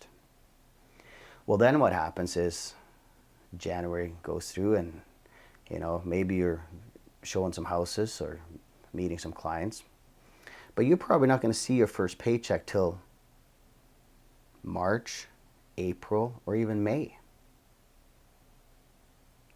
And if you have experienced this before, you also got to sit there and think about, you know, how stressful was that? Like, how much did that suck being in January where, you know, we probably spent a little too much over Christmas, had a good time, treated our loved ones with great gifts, but January is when the bill starts to roll in. And that also creates quite a bit of anxiety and stress and pressure, right? Some of us work well under pressure, but at the same time, it's not fun to have that financial pressure to get the transaction, because then one of the things that we get to witness is the commission breath, which, you know, we know that clients can sense that and they take off, right? So get really focused on doing the non-sexy part of your business, and that is consistently prospect on maybe a daily basis, right? So anything that you want to do, whether it's business or personal, you want to be smart about it. And by that I mean you want to be specific. Write down your goals and your commitments to be very, very specific. Then you want to make sure that you measure it. So track everything that you do in your business. And even if it's in your personal life, track it.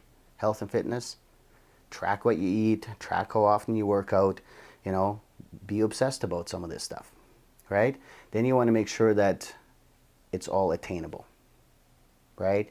You know, if I sit there and say, I want to sell 10,000 homes in 2021, well, realistically, I know that that's not attainable, not today, right?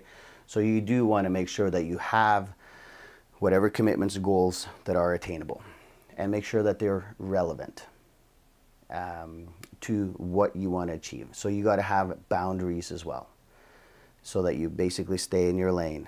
And you know what? We live in a world where we have distractions left, right, and center. Whether it's social media, news, friends, or you have, friends trying to get you to go out on a Friday night when you know you have a jam-packed business on a jam-packed Saturday for business, right? Just make sure that you focus on the things that are relevant, that are going to move the needle for you. And another thing is that you also need to have a timeline, right? If you want to achieve something, you need to have a deadline. Because if you don't have a deadline, procrastination will keep kicking in, and you'll keep basically expand that deadline, and I'll do that next week. I didn't do it, but I'll do it next week. Then it's next month. So make sure that you have a deadline on anything and everything that you do. So obviously, being an agent in today's world, we got to juggle a lot of things. And there are a lot of shiny objects out there for us. You know, here's a little special magic pill, or here's this new thing that's going to revolutionize your business. It's going to change the way that, you know, you make money and the way that you convert clients or get clients.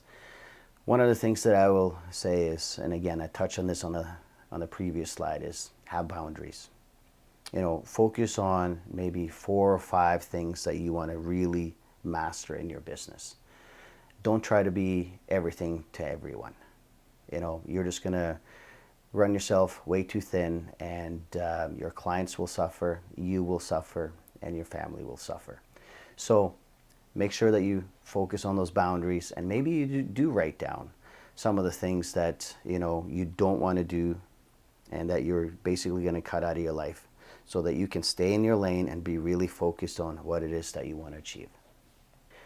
Real estate is very simple.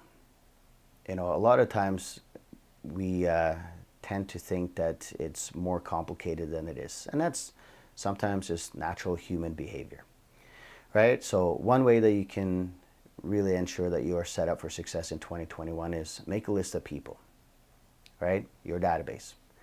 Then add value to them. Whether this is you sending them consistent, relevant information to real estate or pertaining to their home or home ownership, right? So think of ways that you can do that. Maybe you create a video series of home maintenance tips, or things to do to prepare your home to sell, or maybe it's things to do to winterize your house. Winter's right around the corner here, right?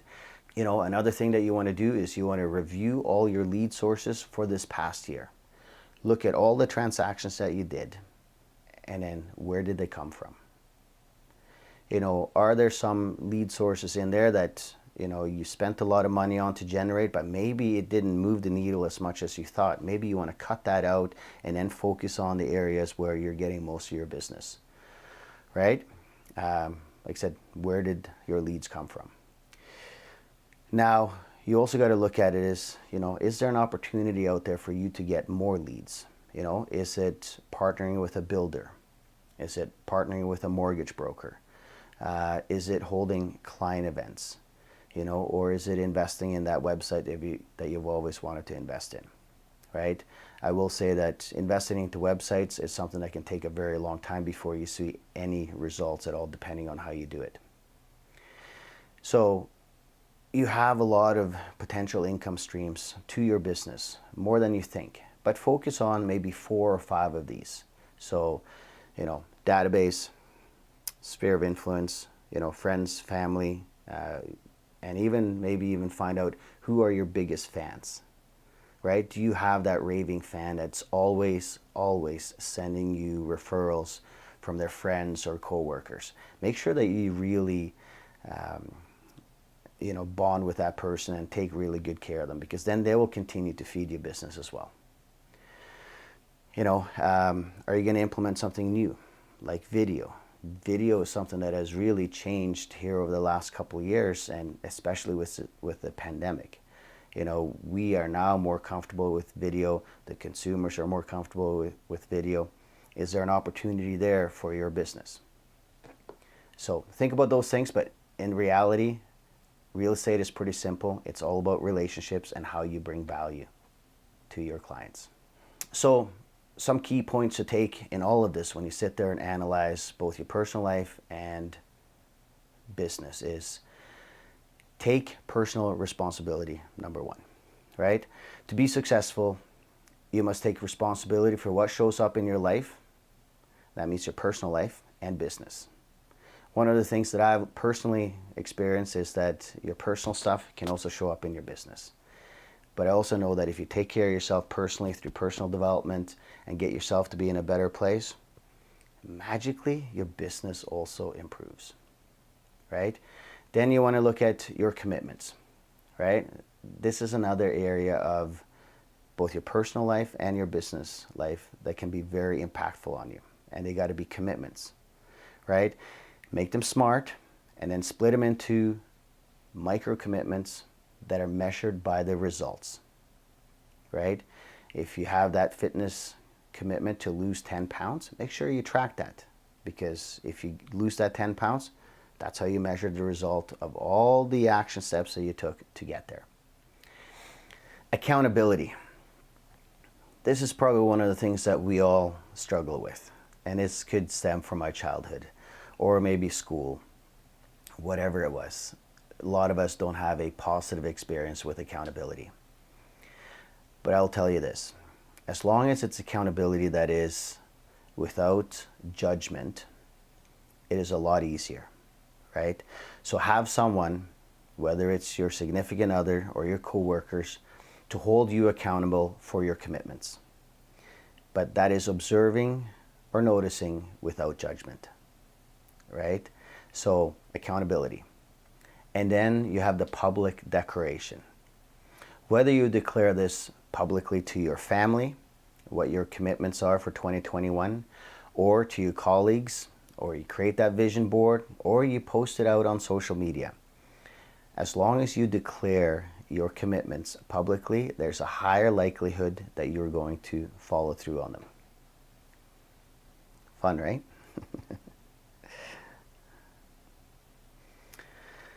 So 2021 simplified, right? We talked about the non-sexy thing earlier on, and I would highly encourage anyone to prospect from 15 to 20 hours a week. That means call, text, and email. Maybe that means to be relentless in connecting with them. Maybe you add BombBomb, one of the partners of REMAX. You start applying that to your reach outs. Follow up with all your past clients as much as you do with new opportunities. This is one of the things that I see a huge opportunity for every agent. Did you know that the average industry member in our industry will follow up with one opportunity on the average of 1.2 attempts? Yet, there are studies out there that show that most of the sales happen in contact attempt 5 to 12. 80% of sales actually happen in those contact attempts, 5 to 12. So make sure that you follow up with new clients just as much as you follow up with your past clients. Your past clients, they already know you, like you, and trust you, right? So make sure that you leverage that relationship. Invest in yourself. The best investment that you can make is into yourself and into personal development, health, fitness. This business, it's very hard for us to, be running You know, whether we're running 8 hours a day, 12 hours a day, we need to take care of ourselves. We need to take care of ourselves mentally, physically, and emotionally, right? In order for us to be able to serve our clients at the highest level. We get to deal with our clients on a daily basis, and we all know that residential real estate, you know, is a emotional transaction for buyers and sellers. And we get to navigate that with them. So we need to take care of ourselves so that we can really be the best, so that we can navigate alongside of our clients and put them at ease. But we can only do that if we're at ease ourselves. Now, you got to be consistent. Any amount of success that you want to achieve in this business or in any other industry, you achieve success based on consistency. Whether it's, you know, consistently following up with your clients or database, or consistently investing into your business, consistently doing the things that you know is going to move the needle, you know, and hold yourself accountable. No one is responsible for where you go next year but you. And then one of the last things, video, video, video. You know, we had heard that this is the year of video for many years. And if you've been attending any conferences, probably since like 2014, was like the year of video. Well, guess what? With the pandemic and 2020, it really made this the year of video. You know, I believe that this pandemic has shifted everything by about 5 years. And what better way to connect with your people by using video? You know, we are all uncomfortable looking into the camera, just like I'm looking into the camera right now. But what we're learning is that the more we do it, the more comfortable we get. And we start throwing that negative inner dialogue about, you know, how do I look? How do I sound? Oh, I look stupid on video. You know, I sound stupid. You know, I have those same dialogues. But I do know that it gives me the ability to connect with the consumer or my audience, right? So just throw that negative inner dialogue out and go with video. And one of the things in this business is that, you know, we hear agents say a lot of times, oh, I had such a busy day. I had a long day. You know, but that's where we got to, again, bring that mirror up to eye level and look in it and say, am I really working 8 hours a day? Am I treating this business like a business? You know, surfing Facebook isn't necessarily working. Going for lunch isn't necessarily working. You know, we want to make sure that we use our time and focus on things that are going to move the needle in our business, and make sure that you do put in a good 8-hour day. And I believe that if you put in 8 hours a day, 5 days a week, consistently, you will be able to achieve a very successful 2021. So that brings me to near the end of this presentation, because the magic pill is you. It's all within yourself. You have the ability to create whatever life that you do want to achieve, and use this industry as a vehicle to create those memorable life experiences for you, your loved ones, and make sure that 2021 is your best year yet. Because no matter what the market does, people are always going to be buying or selling real estate based on circumstances and needs. Let me say that again. People are always going to buy and sell real estate based on circumstances and needs. So 2021 is all yours. Go get it.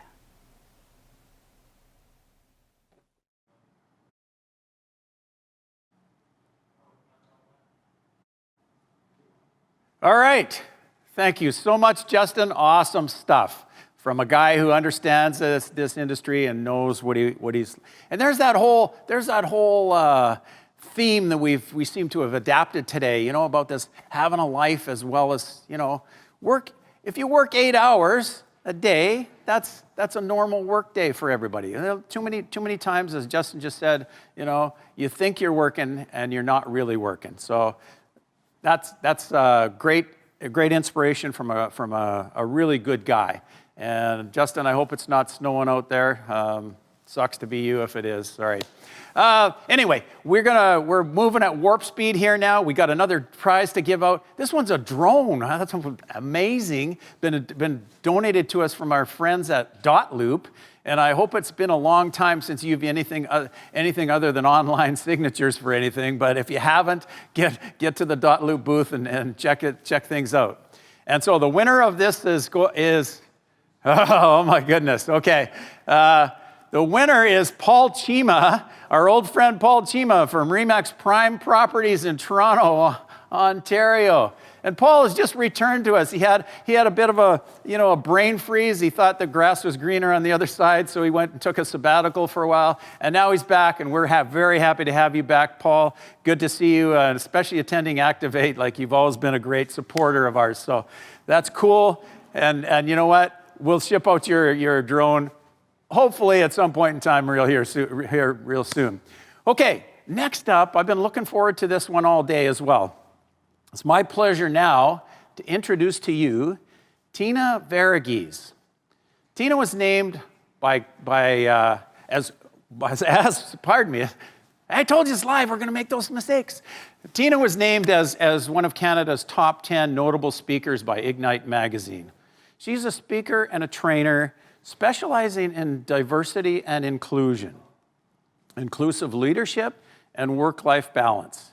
So that's something that's very important in this world today. And for those of you folks from the United States who are down there, we understand what's going on. We here in Canada, this is a very, very, we're such a multicultural society that this is a beautiful topic for us to be getting into. And Tina's going to give it a nice spin where, she's got a good sense of humor that really gives this subject gives you a better understanding of the subject. She's coming to us also. Wait a second. He doesn't live in Justin Haver's neighborhood, dude. I don't know. Anyway, she's coming to us from her home in Calgary as well. Live presentation, and she shares her home in Calgary with her 2 kids, 5 fish, and 1 very lucky husband. So please, let's give a warm REMAX welcome to Tina Verghese.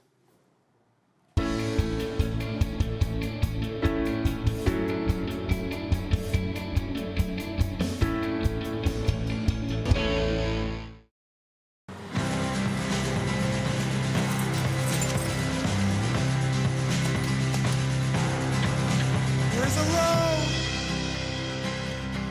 it's paved in sweat and tension. And even though it appears to have dimension,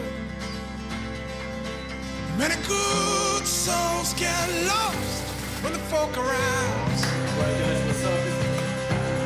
Straight ahead, straight ahead, straight ahead.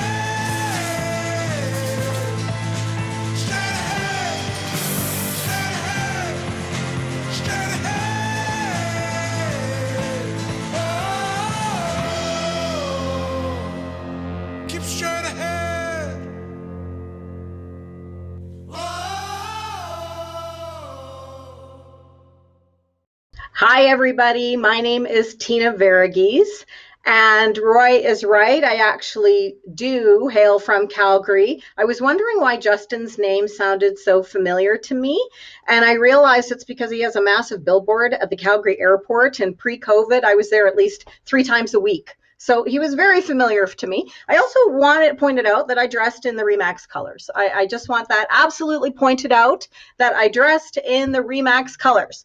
So with that being said, this is a totally interactive and immersive keynote, 50 Shades of Beige, sales and service for all cultures. And so I am going to check in with you now and see if you have the following. I'm going to launch a little poll here, and you're all going to answer this one for me. So the poll is,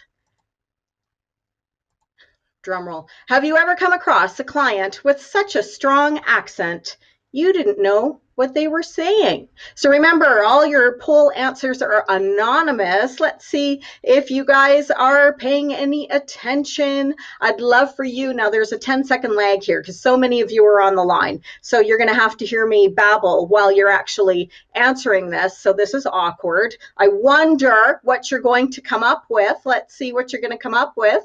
I'm waiting. Okay, you're starting to vote. I'm seeing those votes go up.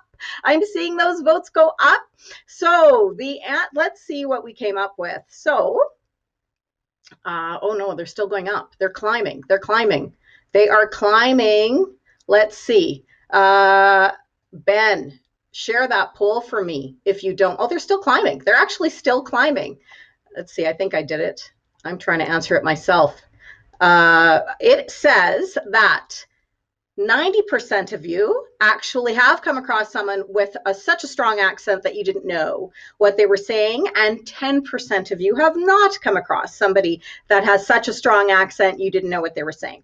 Well, let me share a little story with you. I have come across many people that have strong accents, and I didn't understand what they were saying. I will also say this has occurred with my own mother. My own mom. So my mom came from India well over 60 years ago. And she doesn't actually think she has an accent. She does. She has an accent. So this is what happened. My mom actually had breast cancer well over 15 years ago. And as a director, she's a breast cancer survivor. So if we were live, you'd do this, but we're not live, so I'm going to do this. So she's a breast cancer survivor. She originally lived in Saskatoon, but moved to White Rock, British Columbia. And when she moved, what happened was she had to get an assessment with her health care to make sure she was doing okay. And they asked her, well, why did you relocate from Saskatoon to White Rock, British Columbia? Her answer, you know, to become a snowbird. Excuse me? You know, to become a snowbird. Pardon me? You know, to become a snowbird. Officially, at the age of 74, it reads in her medical charts that she moved from Saskatoon to White Rock, British Columbia, officially to become a snowboarder. No joke. It is official. She thinks it's cool. She hasn't corrected them. When in essence, she moved to become a snowbird. Snowbird. Now, cultural differences can cause some challenges. However, there are many opportunities that we can have with embracing all of the cultures that live here in Canada. And so I'm going to help you navigate some of those opportunities as well as some of those challenges. So here we go. All righty. I'm going to share my screen for you here, make it a little bigger for you to see. All right, so let's go. First of all, recognize that in Canada, over 20% of our population is foreign born. So 1/5 of your potential client base is foreign born. Now, that increases when we go into urban centers. It goes much higher as we go into urban centers. For example, Calgary sitting at about 25% foreign born, Edmonton 24%, Toronto 40%, Vancouver a whopping 48%. Can you potentially ignore that demographic when it's only increasing over time? I don't think so. The top source countries coming into Canada right now are India, China, Pakistan, the Philippines. And Syria, we're starting to see prevalence. So I have 40 minutes today, so I really am going to pack a ton of information in a really short time period so that you have a really good understanding of how we really want to start working with everybody that's coming here, that's already here. So with that being said, I mentioned 20% of our population is foreign born, and a lot are visible minorities. So people of color. I would be a visible minority. Now, with that being said, according to the Benjamin Moore Paint app, I'm actually toasted almond. It's true. If you want this in your great room, toasted almond. However, that's not what we're talking about here. So we really want to make sure we know how to connect with all of the people that we're going to be working with. So let's talk about different cultures. So I already mentioned that we have a number of different cultures coming into Canada, with our top source countries being India, China, Pakistan, the Philippines, Korea. You're starting to see prevalence from Syria. Now, what I did here on the PowerPoint is I have put what we call an individualistic and collectivist graph up for you. This is based on the work of Geert Hofstadter. Geert Hofstadter was a cultural sociologist who worked with IBM Fortune 500 companies. And what he did is he noticed that there was lots of differences in terms of values when it came from people coming from different parts of the world. And so this is one of those paradigms that he actually charted. And it's the individualism and collectivism scale, meaning individualists tend to think more about their own individual tastes, their accomplishments, what they want, their own goals, their own achievements, their own objectives. Collectivists will focus more on family, community, thinking as a whole. Thinking is a holistic approach to thinking. Collectivists will definitely try to keep group harmony, so they won't necessarily upset the boat. So I really want you to think about this particular value throughout our time together, because you're going to see a bit of me weaving this same paradigm throughout our talk. This is really important. Now, what I've shown you is that at the top of the scale, if you're thinking out of 100, well, Canada is sitting at 80 on that collective or on that individualistic scale. The United States actually sits at 90. Now, believe it or not, even though we're very close in proximity, when you have a minimal 10-point spread between a country, you can notice a difference in thinking. I'm not sure if you think there's a difference between Americans and Canadians. So, as you can see, all of the top source immigrant countries coming into Canada right now are all heavily collectivist. And that's going to really change how you communicate, how you sell, how you gain referrals, how you negotiate, even what you're going to focus on when you're looking at homes and trying to show a home, even staging. It'll be a little bit different. And so I'm going to go through a lot of those key tips to help you work with these growing demographics in Canada. So you really have to ask yourself, are you selling homes inclusively? Are you selling homes inclusively? Are you inadvertently screening out when you should be screening in? Well, let's give you some strategy so that you know how you can start screening in versus screening out. All right. So first of all, as Roy mentioned, a little bit of my background. Before I became a professional speaker and trainer, I worked heavily with the government, both municipal and provincial. And one of my key jobs was managing the immigration office. So I have a lot of experience working with immigrants. And my first job, my main job really, was helping immigrants, skilled, entrepreneurial, whoever was coming into the province of Alberta. At the end of the day, I was the first Canadian that they would ultimately meet and trust and need to work with. And I knew how important it was for them to really feel at ease with me. And so a lot of Canadians are very scared to even try to speak a foreign language, or even if they only know a few phrases, they're scared to try it. They think it might be offensive even to try. You can't be farther from the truth. 안녕하세요, 감사합니다. Well, that's Korean for hello and thank you. Those key phrases cemented me with the Korean population that was coming into Calgary. I was based in Calgary, working in the provincial immigration office for Calgary. They knew me and my reputation and the fact that I was willing and more than willing to help them way before I ever met them. Again, because they're collectivists. So my reputation spread like wildfire throughout that community simply by saying 안녕하세요, 감사합니다. It's very small, but it made such impact, learning a couple key phrases in a collectivist culture's language that spread throughout the community. And so they already knew me as someone they could trust, come to for assistance, and work with, and tell their friends and colleagues as well. So it's something, quite frankly, you can do too. Shishya, Mandarin, for thank you.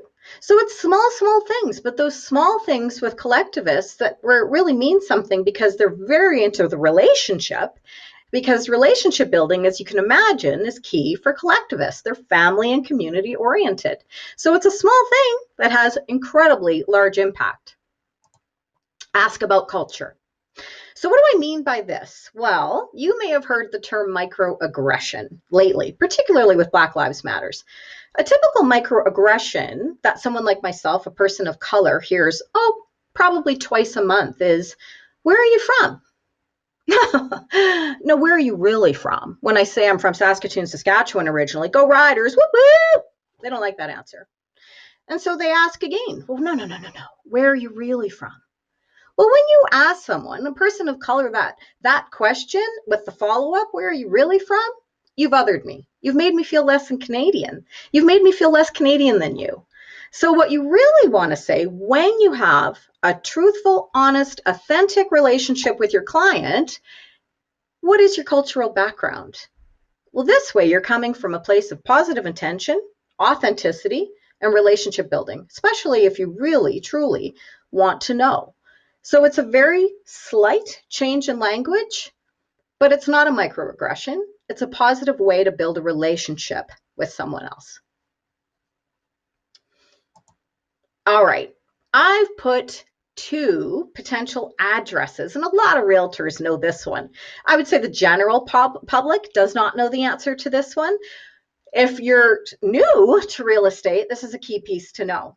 So if you were potentially going to show a home, and the 2 potential addresses or 2 different houses that you could show were 445 Sienna Point or 883 Smith Street, well, which one would you probably want to show first? You can throw it in the chat what your answer is. The one that you most likely are going to show first is 883 Smith Street. Well, why is that? In the Chinese culture, because a lot of people know that the 8s is a positive, but quite frankly, they may not know the why behind it. So the 8s in the Chinese culture represent prosperity, but it's health, wealth, happiness in terms of prosperity. It's not just wealth. The 4s actually shunned because it sounds like the word death, both in Mandarin and Cantonese. And so even when you're looking at pricing strategies, you might sell a house quicker priced at $788,000 versus $744,000. Look at your placement in your table. Well, most kitchen tables will probably have, 4 seats at them. If you're showing a house for the 2nd, 3rd, 4th time, and you have a Chinese family coming in, maybe add 1 more chair to the setting. So it's small things that can actually help you without costing you $1. Move that home.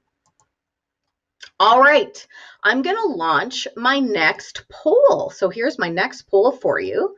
And my next poll is, all right, I can't even move my next poll. I'm going to try. It's not even letting me. There we go.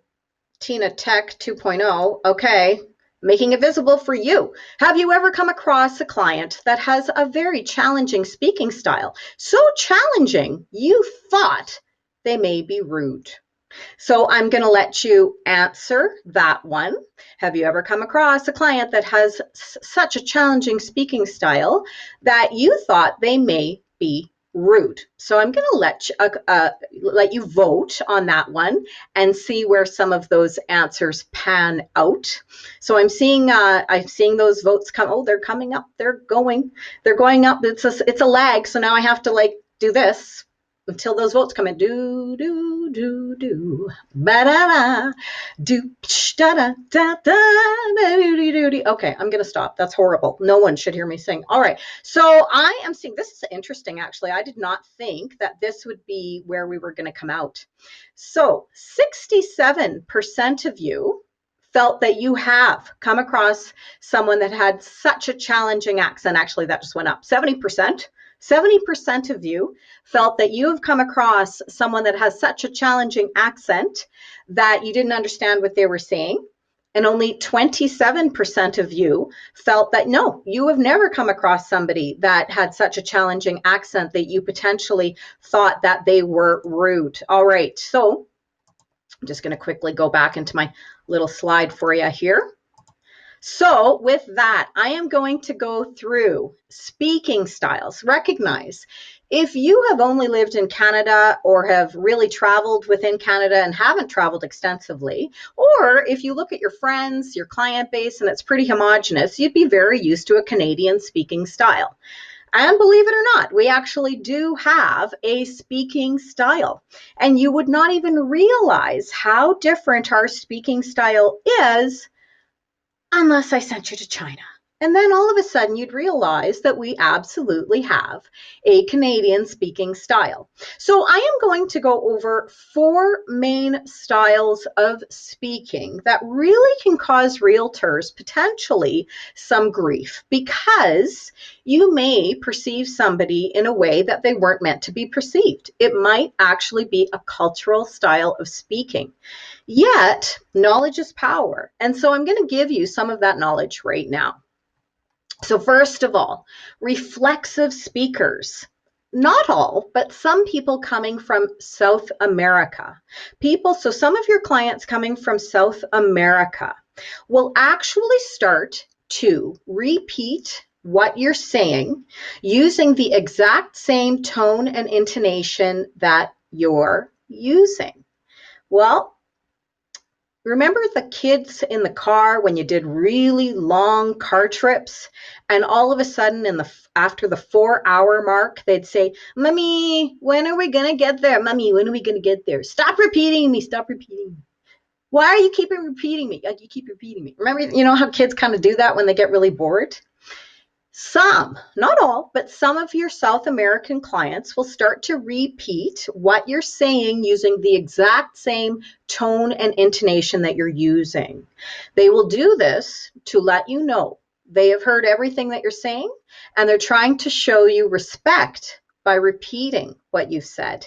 Now, if you hadn't taken the time to listen to this session today, your natural inclination, if somebody was repeating what you're saying using the same tone and intonation, would be to be frustrated, irritated.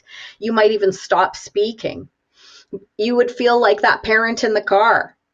Get out. You'd be irritated. Let's admit it. But knowledge is power. If I tell you now, let's shift this a little bit. If I tell you now that they're simply letting you know that they respect you, that they heard you, that they understand everything that you said, your customer service is going to go whoop right up there. So that's a key piece. It's just a change, but right there. All right.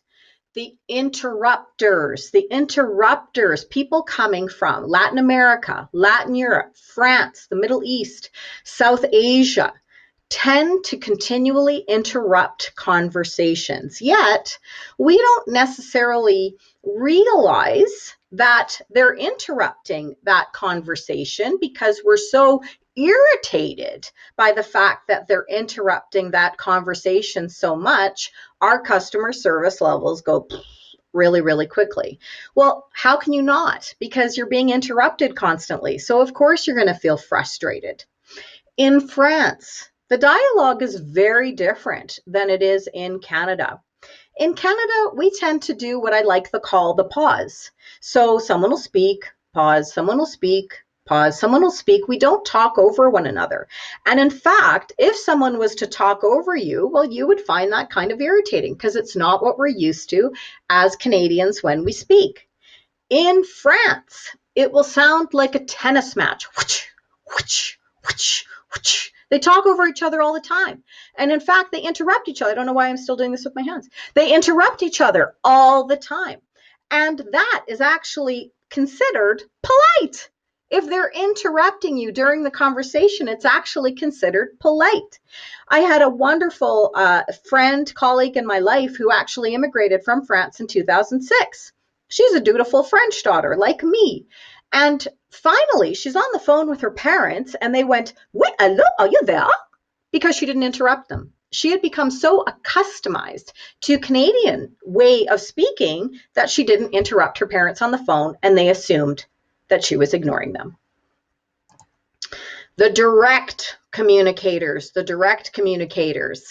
people coming from the US, the UK, Germany, the Netherlands, and Eastern Europe tend to be very direct in their communication style. Unfortunately, how can they potentially be perceived? Rude. That was rude. I sound like Kermit the Frog, but I was trying to say rude. Rude. They can be perceived as rude sometimes. I have had a wonderful neighbor, actually, who was from Holland, and she had a very hard time making friends at the playground with the other moms. Of course, I have an immigration background. I've worked with immigrants for a very long time. I totally recognize that her cultural style was someone very typical of coming from Holland, very direct. And yet she honestly had a very hard time integrating, even though she was absolutely lovely. She wanted to make friends. But a lot of people didn't realize that she simply had a direct communication style. So think about, you have to really think when you meet with your clients and they're direct and you're perceiving them as rude. Could it be cultural? Could this be a cultural issue? And the last one are our indirect communicators. Indirect communicators are people that will say, absolutely, yeah. And they really mean, no. Now think about it. People coming from Japan, Southeast Asia, and the Middle East might actually say, absolutely, yes, when they mean, no. They're trying to keep group harmony. And sometimes, if you're in a position of hierarchy or authority, they might say yes to you, when in essence, they simply don't want you to lose face. The loss of face comment, or the loss of face concept, is really about not embarrassing the individual that might be in a position of hierarchy, and they don't want to say, I don't understand what you're talking about. So they might simply say, yeah, I understand, when in essence they have no idea. So a real key thing that realtors have to remember is do not, if possible, use closed-ended questions. You really want to make sure that you always use open-ended questions, and ensure, if you can, have them paraphrase what you mean, because what we sometimes say isn't necessarily what someone heard. So again, don't ask yes or no questions. It's real key, easy. All right. So we all know that we have interactions with other people. Probably as realtors, you're using a lot of methods of communication. So we tend to use, well, pre-COVID, we would often use face-to-face. We will use phone.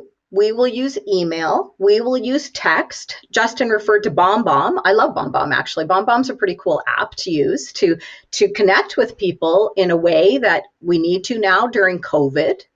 So there's lots of ways that we want to communicate with other people. So what I want you to do right now, when we meet someone for the very, very first time, okay, you've never met them before, you're meeting with a client, or maybe you're even meeting, at a networking event. Maybe this one you hadn't met someone for the very first time. We tend to default to 3 main topics of icebreaking conversation. Now, you probably can guess what the number 1 chit-chat topic in Canada is. Weather would be the number 1 chit-chat topic of conversation in Canada. It's our default. We go to weather, not because we really care about it. In fact, here it is snowing, so I don't really want to talk about it because it's depressing. It's our default. It's what we make people feel comfortable with because we know everybody can easily talk about the weather. But can everybody easily talk about the weather? Number 2, traffic. And number 3 would be sports. So is our chit-chat conversation inclusive? Because if you were coming from Argentina, chances are that if you had an Argentinian client that just moved to Canada, well, they'd want to talk to you about soccer. And if you had, and I mentioned one of our top source immigrant sources coming in are coming in from India, well, the top chit-chat topic in India, number 3, cricket. Number 2, Indian politics. Now, can anyone on the line tell me they can easily chitty chat about Indian politics? Because that's how difficult it would be for someone coming from India to talk about the weather. It's hot. They don't want to talk about it. They don't need to talk about it. It's freaking hot. And the number 1 chit chat topic of conversation in India. Ready for it? Bollywood. Bollywood. The Indian film industry is the number 1 chit-chat topic. And because I know if I get blood flow to your brain, you're actually going to remember this information better, coupled with the fact that I like to add a little fun to your day. Additionally, you may be invited to an Indian wedding. Guess what we're going to do right now? Wait for it. Yeah, I'm going to teach you the moves. The first.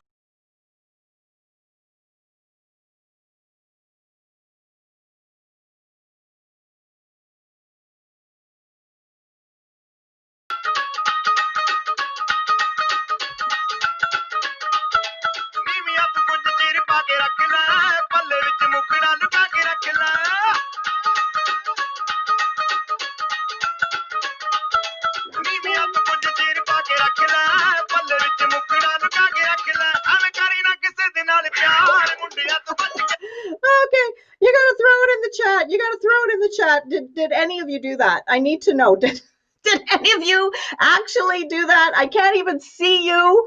And so I just did. There we go. That's amazing. Thank you, Charisse. I needed one person to say they actually did it.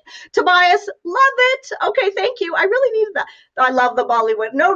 Gary, where's Gary from? That did not actually participate. Gary.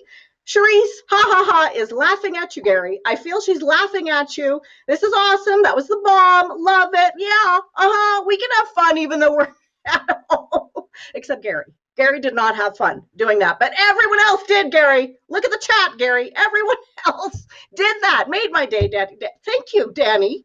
Totally did it, Stephanie. I totally did it. Exactly. That was fun. That was totally fun, Gary. I knew it was fun. All right. You had to appease me on that one. I swear you had to appease me on that one because I can't see you. So Gary's just kidding. Gary is trying to suck up to me now. Gary is kidding. All right, Gary, you sucked up good enough. Deborah Duncan, don't you date Craig Adam? Aren't you with Craig Adam, Deborah Duncan? I'm friends with Craig. Craig was at my wedding. How weird is that? I'm positive that's you, right? Is that you, Deborah Duncan? Craig was actually... Is Craig on there? Craig, are you on there? All right. So with that, didn't I just sound like Moira from Schitt's Creek? If you would like a handout from today's session with all of the key takeaways, I'm not done. I still have lots to do other than the Bollywood. You're also actually going to get the How to Bollywood video. I'm going to send it to you. It stars myself and 4 guys that can't dance to save their lives. You're also going to get signed up to my monthly e-zine or newsletter. I really feel you have to continue your learnings. We're all about continuous learning. And so you definitely can email admin@tworksforyou.ca, REMAX, put that in the subject title. I speak a lot, so definitely make sure you do that. And my wonderful EA, Colleen, will absolutely make sure that you get that right into your inbox. All righty. So Craig is not here. He is one of my husband's bestest buddies from Hudson Bay, Saskatchewan. He's not even there. Okay, well, you can let him know that I have shunned him publicly. All right, so, but Deborah is. Very good. And she did the Bollywood, so that's awesome. All righty, going on. We're going on because now I have to speed it up. I'm almost done my time. I know I have a little bit of time here, and I have lots still to go through. We have lots of learning to do. All right, so with that, we're going to talk about nonverbal communication. Nonverbal communication. It is incredibly important. We don't even realize how important nonverbals are because, as we all know, nonverbals can be absolutely subtle. So with our nonverbals, one of the things that we naturally do all of the time is, okay, I'm seeing a lot of you in the chat, and you're saying I want a copy of that handout. So remember, you have to email admin, and I'll put that in the chat after, who you need to email, admin@tworksforyou.ca. I'll put it in the chat after, so because I do want you to make sure you get that handout if you want it. And if I see it in the chat you're saying that you want it now, I can't do it because I'm busy right now, but I will absolutely make sure you get it. All right, so with your nonverbals, gestures, so small things. Small things. But think about how often we do something like this. Someone just bought, maybe someone just said they really loved a house, and you do this, and we do this all the time, and we don't even realize that we do something like this. This may mean A-OK in Canada, but in certain parts of the world, it actually can mean worthless. You can see it right there. There's the 0. Now, in certain parts of the world, it can also, in Germany actually, I don't know if there's any Germans on our call today, or originally from Germany, it can mean asshole. I don't know why I whispered that. It can mean asshole, but so don't do this. You might have just called someone a worthless asshole. That's bad. Exactly, Shannon, that's bad. So we don't want to do this. That would be bad. This, how often do we do this? I can honestly say I do this all the time without even thinking about it. We really want to shy away from this one. It is a super offensive gesture in most parts of the world. I'm not going to do, do you see that? That's actually what it means. I actually got out of the camera, so if it's being recorded and someone took a screenshot, you wouldn't see my face. But I just flipped you off. And so you don't want to flip off your clients. That would be bad. As Shannon said, that would be bad. So we really want to be careful with gestures that we're using on a day-to-day basis because you just simply don't know who you're going to offend. Eye contact. So believe it or not, Americans have a slight distrust for Canadians simply because of the amount of eye contact that we give. So we in Canada tend to do what I like to call the 10-second look away. So we're looking at someone very intensely and we keep our gaze on them like this. I was trying to look sultry right there. But in essence, then we'll look away. We feel very uncomfortable keeping that direct gaze. Yet Americans will keep their eye contact solidly much longer than Canadians. And actually Americans will have a slight distrust. A lot of Japanese and Chinese, for people that are in positions of authority, and it may be, in your case, it might be you as a realtor, they may look at you right here in the chin, Now, if somebody was looking at me in the chin, I'd think, what'd I eat for lunch? I would never in a million years think that they're trying to show me respect. So you really have to be very careful and think about, well, wait a minute. Am I offended right now and shouldn't be? Because the minute we're offended, well, what happens? Our customer service levels go out the door. So it's just something to be incredibly aware of. Silence. Very hard for realtors, I know. Silence is a tough one for most Canadians. We're not very comfortable with silence. Yet in the Japanese culture, silence is actually considered golden. Silence is actually considered golden. So don't always feel like you have to fill the space. If you have a silent period, it might simply mean someone is showing respect to what was just said. And that's when you want to be silent in that case. Cognitive versus affective trust. So we all know that being a realtor, you have to be someone that people are going to trust, particularly if you want referrals. There's a big difference between cognitive trust and affective trust. So cognitive trust is, how many homes have you sold? Cognitive trust is how many years have you been in the business. Cognitive trust is Justin having the billboard at the airport that I actually remembered because I saw it 3 times a week before COVID. So that would be cognitive trust. Effective trust is where newer realtors really can kick some butt and experienced realtors can really up their game, because effective trust is more about the time, the relationship, the history, how much time we're going to be spending with someone. And I don't really know how to explain this in any other way than the following. Cognitive trust in Canada, we work and then play. So we will do our work and then we will go out for drinks or go out for dinner or feel we can have that time together. Effective trust, you play and then you work. You probably have noticed many of your clients will invite you in for tea or chai. They'll invite you in for goodies as something to eat. Collectivist cultures are very food oriented. If you were not to take that meal or take that snack, I promise you, you are doing nothing to build your effective trust. Yet, if you're looking for metrics, because often we look at metrics as leads, how many homes we sold, how much income we made. Think of how many teas you had with someone. That's a metric in and of itself, and that's building effective trust. All right, so this is where I get to the goods. I'm going to teach you a little bit about cross-cultural negotiations and some of those key pieces that you really want to be focusing on depending on the cultures that you're working with. Some key pieces. So in the Chinese culture, guanxi is in essence your collateral. So I was talking about effective trust. So in the Chinese culture, recognize guanxi has nothing to do with how many homes you sold or your experience in the real estate industry. Guanxi could mean, do you have a connection to a lawyer? Do you have a connection to a golf course? Recognize people are coming to move here for the first time. They need connections. They need babysitters. They need daycare operators. So guanxi would be all of those relationships that you can potentially connect them to that's going to help them make their way in Canada. Recognize I talked about holistic thinking. So they're big picture thinkers. Now, this is a key piece.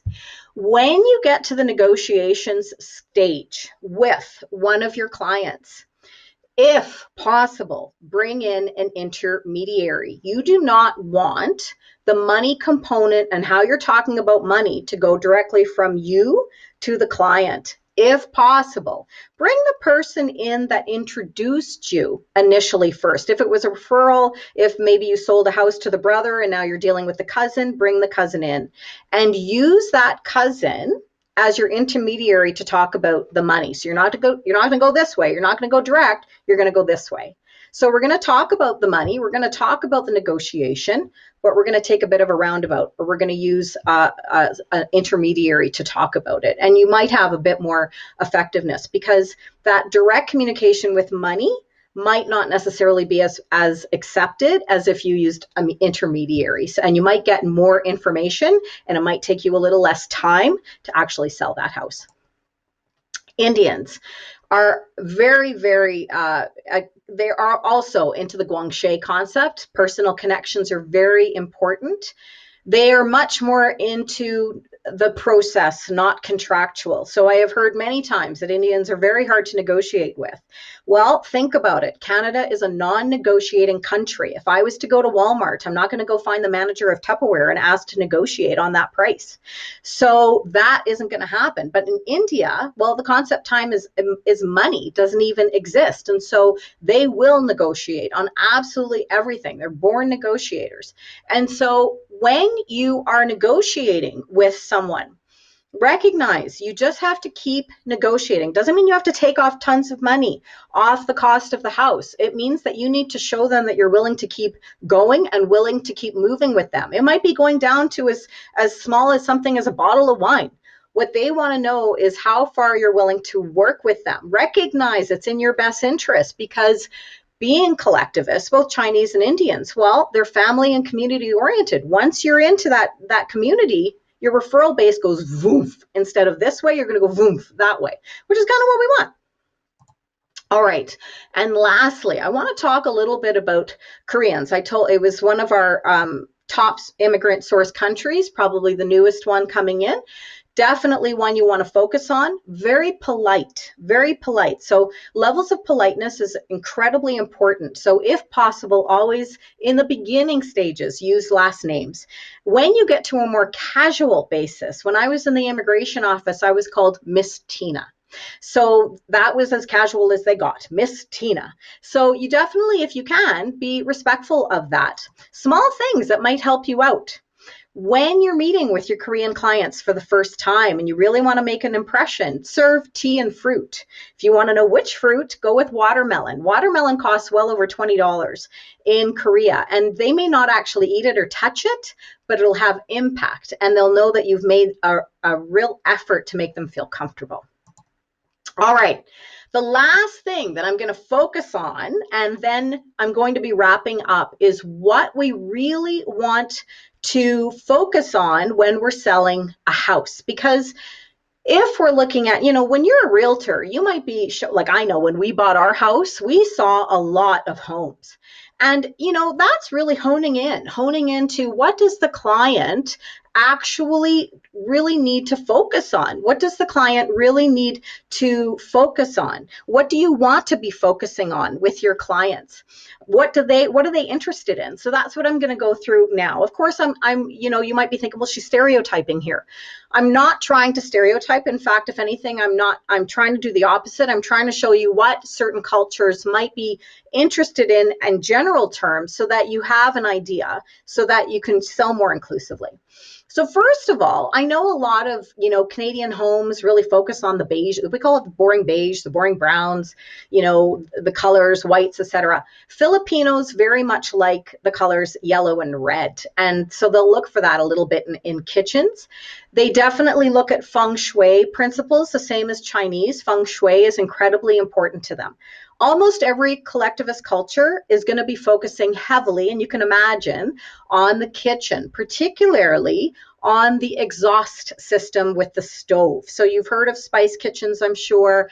Every collectivist culture, they are very sensitive about the smells of their food. As a realtor, if you can point out the effectiveness of the exhaust systems, that will really help you. I already talked in the Chinese strategy. You really want to focus on your pricing strategies, so 4s and 8s. Again, if you're looking for that move-in gift, I hear of so many really creative move-in gifts. T&T, you can get tons of different options for hood fans, $200. Great move-in gift. They would be pretty happy with that as a potential move-in gift. That would go a lot farther than some other gifts. So that's something to think about. Indians, recognize you really have to know your schooling system in the cities that you're in, because they're going to focus heavily on the education of their children. Also, I'm seeing so many homes with 2 mains on them. They're really into collectivist families living together, so 2 mains, as well as spice kitchens. Muslims, keep in mind, when they congregate in homes, this is pre-COVID, but when they congregate, they will keep men and women separate from kids. So the women and the kids together, men.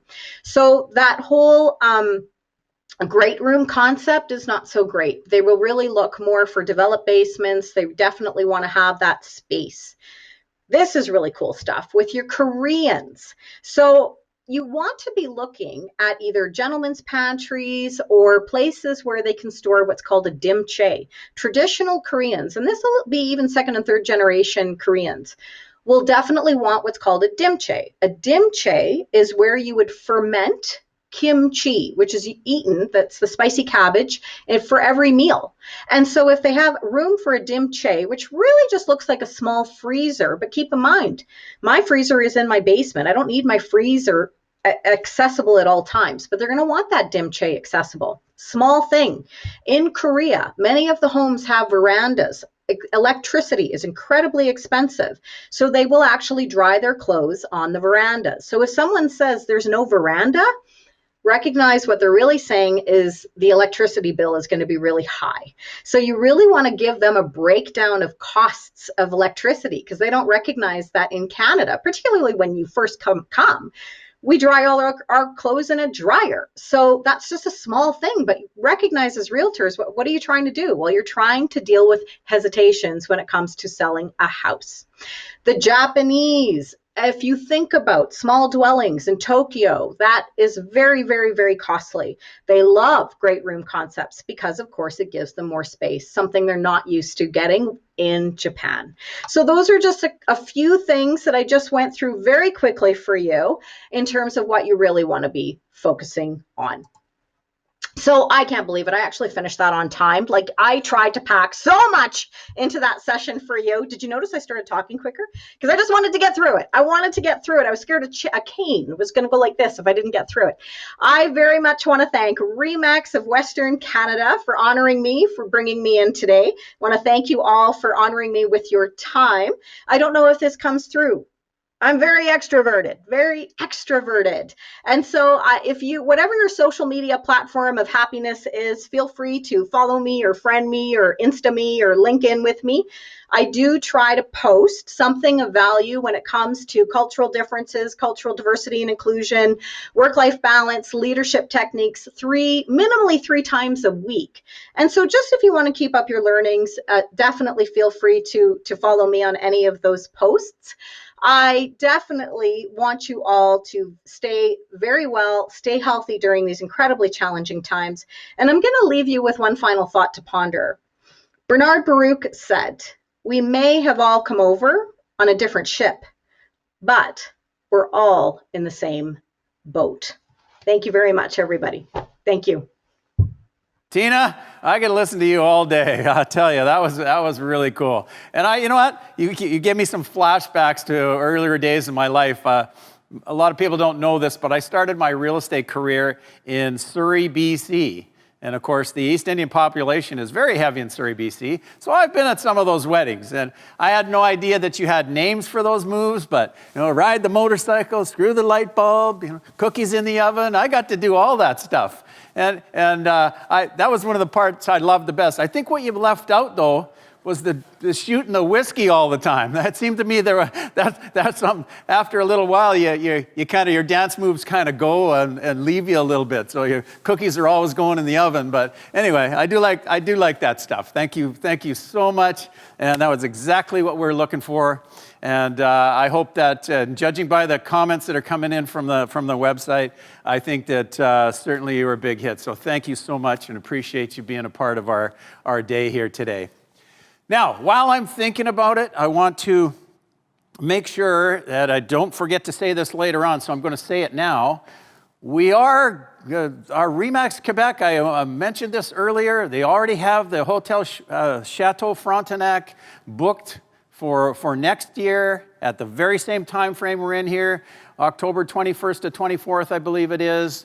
So hopefully we'll see you all live there when that happens. Now, we're not finished with the day. We still got some cool things to do and take care of, and we're going to wind up with some comedy and cocktails with James Cunningham in a little bit here.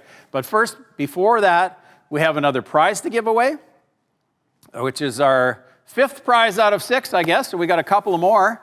And this is a TELUS, or it's an iPad donated by TELUS.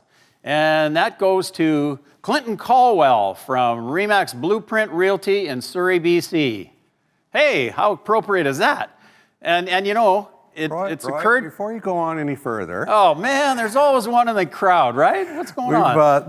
No, this is live, of course, and we're going off script now. Okay. Okay, so just so when did we have a script, by the way? Oh, I know, that's true.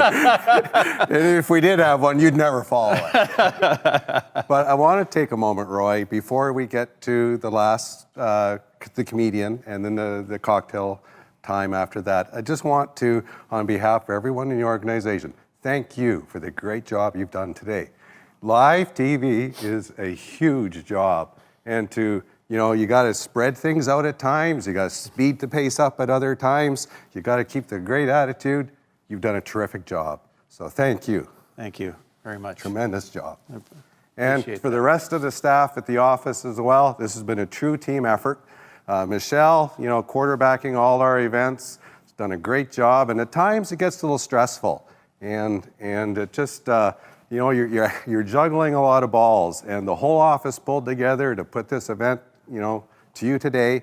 And I, just on behalf of the entire organization, I want to thank everyone at the REMAX Western Canada Regional Office for the great job that everyone has done. So, back to you, Roy. Once again, thank you.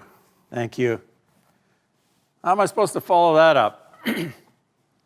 All right, we do have a few things left. And I, for one, I know for some of you it's probably early evening out wherever you're at, but you're not going to want to miss the rest of the program here. We're gonna take it to another level. I was going to make a whole bunch of jokes right now, but I just don't feel like making any jokes right now. But I do feel like we've had a successful day, and I hope that you feel the same way. And we certainly have had you know, some great feedback, and I want to thank everybody that's participated and echo Elton's sentiments about our staff, and just in case we don't get the opportunity a little bit later, I want to thank SW for excuse me, SW Event Technologies for everything that they've provided for us here, and Cal and Jim and Ben and the whole crew here for everything that you've done for us today. And of course, our staff, you know, I joked earlier about them a little bit, but I'm the luckiest man in the world to get to work with the kind of people that I do on a daily basis. And I go to work, I go to the office because I love to do that, and that's what, you know, that's what my life is about. So I don't know how we got to the end of the program here. Did we give away the prize? Yeah, okay. Clinton.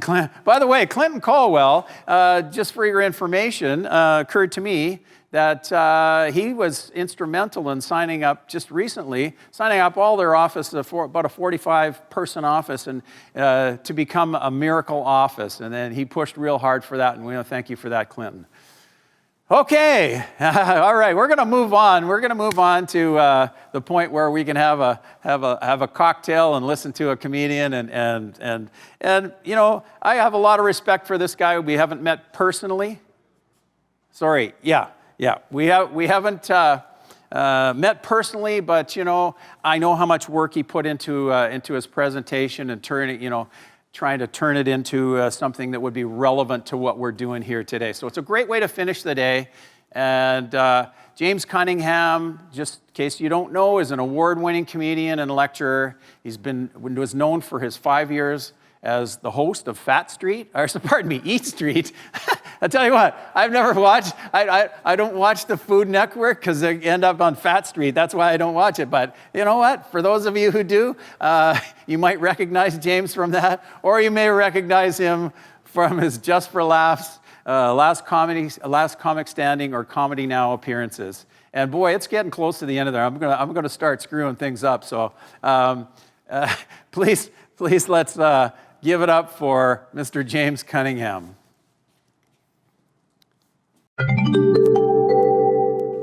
Hi, can you see me? Check it out, I'm on a beach. Hi, can you see me? Can you hear me? We're on MS Teams, but I don't have the app. Do I have to download something? No, I'm in Bora Bora. Whoa!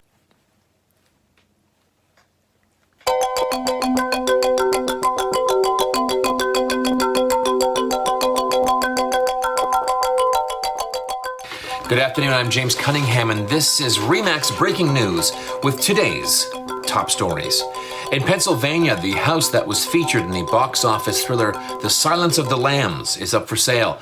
For $300,000 you can live in this charming two-story century home with a pool at 8 Circle Street in Perryopolis Township. The home has its original wood floors and a built-in china cabinet in the dining room. Just do not ask to see the basement. If you want to make an offer, you have to put the lotion on your skin and then put the offer in the basket. You've seen the movie, right? A real estate agent in North Carolina thought that she would be hilarious and unique and make her listing go viral by taking all the pictures of her house with her dressed in a T-Rex costume. Amethyst Albert An agent in her second year showed herself throughout the house, eating salad, doing yoga poses, and sitting on the toilet while dressed as T-Rex. The end result, the 1,000 people watching this broadcast are probably the most attention this listing has received because it was just really dumb. Did I mention this was in America? A newly licensed Wisconsin agent started a GoFundMe page to kick off his real estate practice, stating that his intention is to dominate my market. He was asking random people to donate or buy him any of the items he had on his real estate wish list. These items include his annual dues, lock boxes and keys, all of his signage, a camera, and a tripod. Jeremy, God bless you, man, but if you think that being an agent's going to get easier once you get that $2,600, dude, real estate's not for you. New details are coming to light behind the somewhat shady dealings behind Donald Trump's acquisition of his Palm Beach resort Mar-a-Lago. The property went up for sale in the early 80s, and apparently when his initial offer of $28 million was rejected, he instead went about purchasing the beach in front of the property and threatened to build a huge hotel, hence blogging Mar-a-Lago's priceless ocean views. This drove down the value, and he was able to buy the property for a lowball offer of $5 million. If only. In other news, President Trump was quoted today at another rally saying, meanwhile, Joe Biden and the Democrats have been, oh boy. This just in. The coronavirus numbers today in British Columbia are, oh, wow, I can't. I just can't, just cut. You know, I think we've heard enough. I think we've heard enough of the evening news and the gloom and the doom, and this is not why we are here at the Activate at Home conference. Am I right? Hang on, let me get rid of this. Hang on.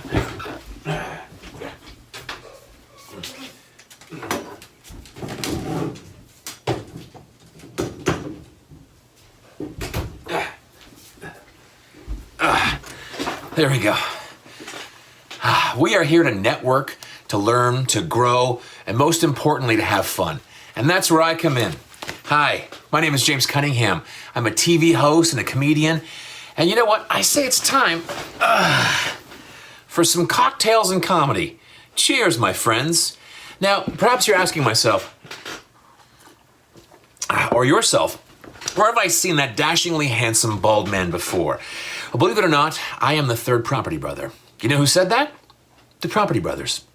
Don't believe me, huh? I thought you might not. Roll the clip. Property Brothers are calling to with me.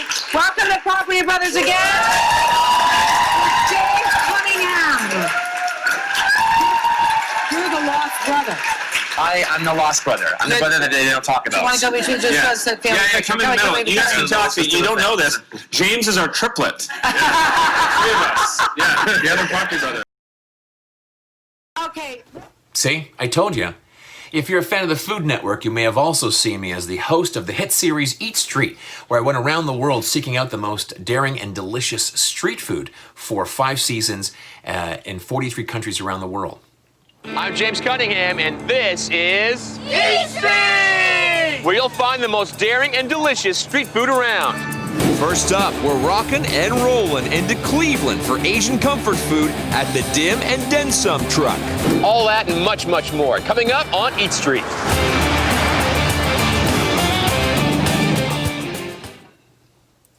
We'll talk more about that in a later segment, but for now, let's talk about you. I mean, how have you been enjoying the conference? What a phenomenal event. Now, I know we were supposed to be in Quebec City this year, but we're here instead. I mean, your very own home or office, and we've brought all this incredible content directly to you. And the best part, you don't even have to be wearing pants right now, which is also true for Quebec City. They don't always wear pants there. I'm wearing pants. Okay, I'm not. But we're neither here nor there. We've all developed bad habits during these COVID times, so don't judge. Now, speaking of pants, or more specifically, pantsuits, the big question of the conference is, did the Stone sisters, Tamara and Shannon, did they wear matching white pantsuits today at the virtual conference like they always do at the live conference? Yeah, something to ask, just wondering, just putting it out there. Now, today we heard from such great speakers as Travis Robertson, Benjamin Tall, one of my favorites, and Tina Vargase, just to name a few. We visited the virtual marketplace to check out our exhibitors and our sponsors, and we not only did it all in the new virtual world, but we learned more about how to navigate this world as well. Truly a win-win situation, if you ask me. Now, sure, it's always great to get together in person. Of course, we will again soon. But for now, I think today was an absolute total smash success. In fact, there are so many advantages to doing things virtually. For example, I'm not even in British Columbia right now. I'm broadcasting to you from my office here in Toronto, Ontario, in a home that I purchased, by the way, from my REMAX agent way back in 2007. I think I need to preface this by saying that I love real estate. The house you see now was not like this when I bought it. This house was so bad that it was on the market for 9 months back in 2006, and one of the conditions of the sale was that there couldn't be a home inspection prior to closing. I pride myself in saying that I think I bought one of the very last true crack houses in the downtown core. Hard to come by. I lived in it for 2 years while I saved up for the renovation project, and in the meantime, we pitched a show to HGTV about it. The show went to pilot, but they ended up not buying it because they just bought another show that they were very excited about that featured two twin brothers who fix up and flip houses. It was called The Property Brothers. So you see how it all just comes full circle. But here's the sizzle reel that we shot to sell the show to HGTV. Now keep in mind that this was 10 years ago, so try to look past my awesome soul patch, if you will.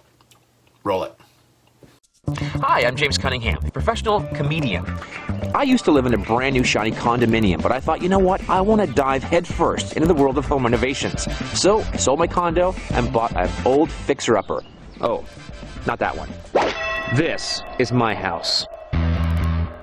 I fell in love with home renovation shows. I figured, how hard could it be? You buy a house, you fix it up. When I first bought the house, I bought a fixer-upper, and I thought I could take it floor by floor, nice and casual, learn some things along the way. I discovered that the plaster is held together with horsehair. You know how hard it is to find horsehair at Home Depot? The chandelier in the living room is probably coursing with electricity, and it's live because I can turn lights on simply by touching them. Then there's the basement, which is great if you're a serial killer. These are the main beams holding up the house here. We've had to reinforce some of these beams temporarily to make sure that there's no structural failure. And check out what we got going right into that beam, an active termite tube. Good times. This entire room is separated from the rest of the house. You can see here from this knob and tube. It's held together with knob and tube wiring. I called the architect. Yeah, sloping walls. This place just wants to fall off the back of the house. I called an electrician. It's illegal. It's not to code anymore, and it's actually quite dangerous. It's got to come down. Rip the house down, start from scratch. Man. I even had to call my dad. Your only hope is to tear it down and start from scratch. So what are you saying?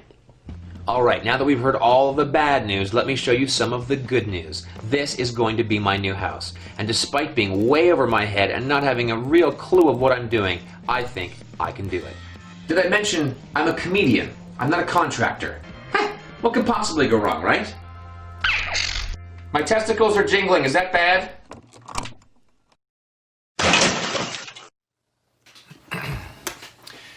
So, every possible problem that a house could have, it had. But at the end of the day, it all worked out. For the Property Brothers, because their show went on to achieve some modest success. Oh. Cocktails. So where are you all from? Now, I know that although this is the Western Canada division, we have folks from across the country. Clap if you're from British Columbia. I can't hear you at all, but you can clap anyway. I love British Columbia, and I very much wish I was there with you live, because doing comedy over a virtual platform is a little bit insane, but I'm having fun. The thing about BC, and I'll say this, being from Toronto, you're wonderful people. I love everyone from the north to like from Prince George all the way down to like Vancouver. I love you all. But when you're from Toronto, it's not that you don't like us, it's that there's a little bit of like, animosity, like you don't tell us the whole story about things. Case in point, I was out at Lake Shuswap once, and my buddy's cottage out there, and we went tubing. Now, I'd never been tubing before, all right? So I'm out there with him and a bunch of his friends from British Columbia at the boat, and I go, what's tubing? I thought tubing is you sit your butt in a tube, you float down a river for a couple hours. Great way to spend an afternoon, right? He goes, no, dude, no. We get a boat, we get a rope, we get a tube. We tie the rope to the boat, we tie the rope to the tube. The boat goes, rope goes, tube goes. If your butt is in a tube, it goes too. Now again, clap. Have you ever been tubing before? Anyone? Okay, so you know it's loads of fun. It's loads of fun if you're watching from the boat.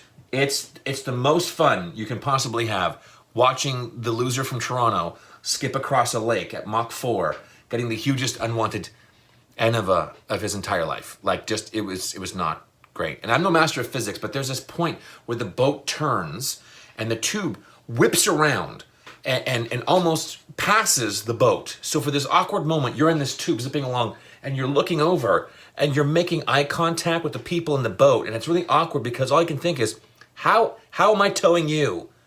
And that's when you hit the dock. And oh, so much fun. It's just so much fun. Alberta, who's from Alberta, same thing, Western Canada. Not that you don't like us from Toronto, but just it's a different that you don't tell us all the information.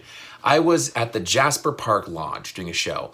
And Jasper Park Lodge, there's the main lodge, and then there's all of your little villas off all of the property. And I'm doing my show, walking to the show, right, from my little villa, and I'm seeing these signs everywhere that says, caution, elk rutting season. I'm from Toronto. I see a sign that says, ruts, I think road work, right? So I asked them, I said, hey, what does that mean, elk rutting season? What's that about? And they just said, well, you'll find out. So, okay, did the show, walking back to my villa, to my little thing there, and in the dark, on the phone, I feel this warm breath on the back of my neck. Turn around, it's a massive bull elk. And what he'd done is he had collected his harem, okay, so his 4 or 5 females on the front lawn of my villa. And I don't know if you know this, but what they do, the elk, the majestic creatures, is they spend all night rutting with all of the, females on the front lawn.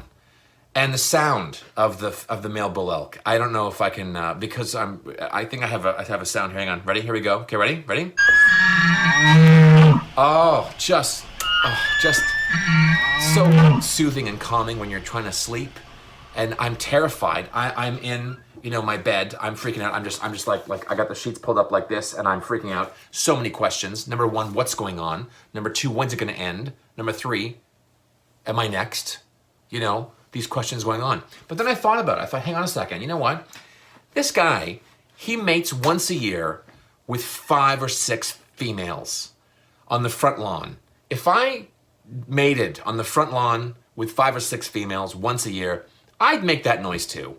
Wouldn't you? Just let everyone know. Tonight's the night. James is rutting. Alberta, if you're from Alberta, home to one of my favorite airlines, WestJet. I love WestJet. I fly a lot as a comedian, so WestJet, Air Canada, my 2 options. Air Canada's great, don't get me wrong. A little more shishi, right? Air Canada, you get on the Air Canada flight, you sit down, you're like, oh my gosh, a little drink, get your, sit down. But the captain comes on the Air Canada flight, and don't you find he's just a little bit too cool for school? Like, he's got way too many cool things going on to talk to us losers in the back, don't you find? Like, he clicks on, he's like, this is your captain speaking. We are just preparing for takeoff.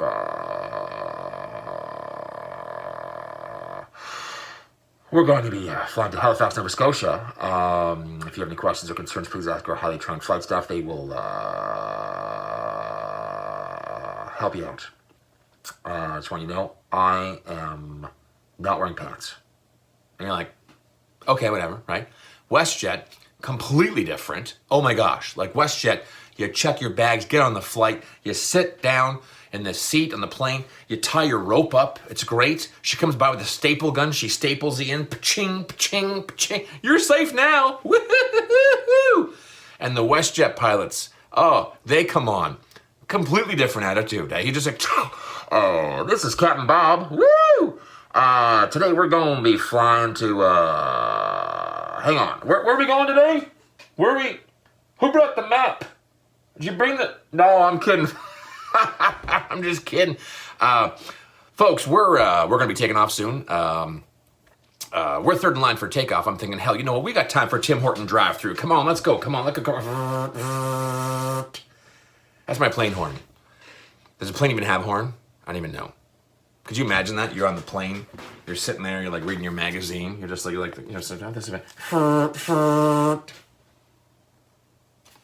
the hell is that sound? What are we gonna hit? You know, like. So, Saskatchewan. Who's from Saskatchewan? You've been. I love Saskatchewan. No word of a lie. True fact. Okay. Our largest Canadian Forces Navy Reserve base, Saskatchewan. Not lying. And I thought it was strange. I've played there. I've been there. Our largest Navy Reserve base in the country, Saskatchewan. Now, that's, initially I thought that was kind of weird because I thought, you know, Navy, I think, you know, water. But no. Then I thought, hang on a second, that's actually genius because if there is ever a war, who will look for that Navy base there, right? Oh, just like, you know, 9 Newfoundlanders, eh? And the wheat, just sitting there, just like, oh boy, Jesus, eh? Oh, Jesus. There is not a battleship for miles, eh? Oh yeah, buddy. Hey, grab the canoe. I'd about to build a boat, not about the sails are diddle diddle diddle diddle diddle diddle diddle. That's a portage motion I'm making, which on stage, live is quite hilarious. Newfoundland, I don't know if you have any Newfoundlanders. If you've ever been, Newfoundland, if you have not been, you have to go to Newfoundland. Oh my gosh. Newfoundlanders are the friendliest, happiest people on the face of planet Earth. It's difficult for me as a comedian to go to Newfoundland because everyone, every man, woman, child is hilarious. We were flying into Newfoundland on a Dash 8 plane, and a Dash 8 plane, small plane. My buddy Shama Jumda were flying in, and we hit turbulence. Okay, now I don't know if you've ever experienced turbulence on a Dash 8, like a small plane. It is something to behold. So we're all freaking out. The captain, obviously Newfoundlander, gets on the horn. He's like, oh, geez, folks, just don't mind the turbulence we're having right there, but don't think of it so much as turbulence. That's just God passing wind. That's what he said.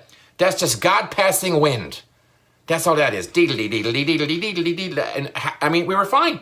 Then I took a cab from the airport to the hotel. Cab driver, wonderful guy, knew the route, didn't even watch the road. He's talking to us the whole time. He's like, oh my Jesus, hey, you're from Toronto. Hey, oh, you're from Toronto. Oh yeah, you had the SARS there a couple years back, eh? Remember the SARS? And I was like, yes, the SARS. I'm like, yes, of course. Who forgets the SARS? We're in COVID now, for sure. And he goes, I had it. And I'm like, you had it? You had SARS? He goes, yes, I did. Oh, yes. I woke up one day. My neck was sore. My feet were sore. My back was sore. Deedly, deedly, deedly, deedly, deedly. Happy, happy people. We're back with more Cocktails and Comedy. James Cunningham. Thank you for having me out. This is so much fun. I hope you guys are having a great conference and enjoying this. It's funny, if we were live, I could see you and I could size you up. That's what we do as comedians. We kind of like read the room. And I don't know if we have married couples, single folks. I don't know who's out there. But I'll give you a little trick. When you're at a club, you're scoping out the crowd, you can tell how long a relationship has been together by how the female in the relationship says one thing. So, for example, boyfriend, husband, wife, but girlfriend, boyfriend, husband, wife, boom. You can tell exactly how long that relationship has been together by how the woman says one thing. And that thing is, what are you doing? So, for example, you're in a club, you can always tell first date, second date, third date. They're in the front row, he's tickling her. She's like, oh my God, stop. What are you doing? What are you doing? It's playful, First couple weeks, she calls you up at work, hi, what are you doing? What are you doing, right? Still playful. First time you're intimate, oh my gosh, it's like, what are you doing, right? Great, what are you doings? Then you move in together.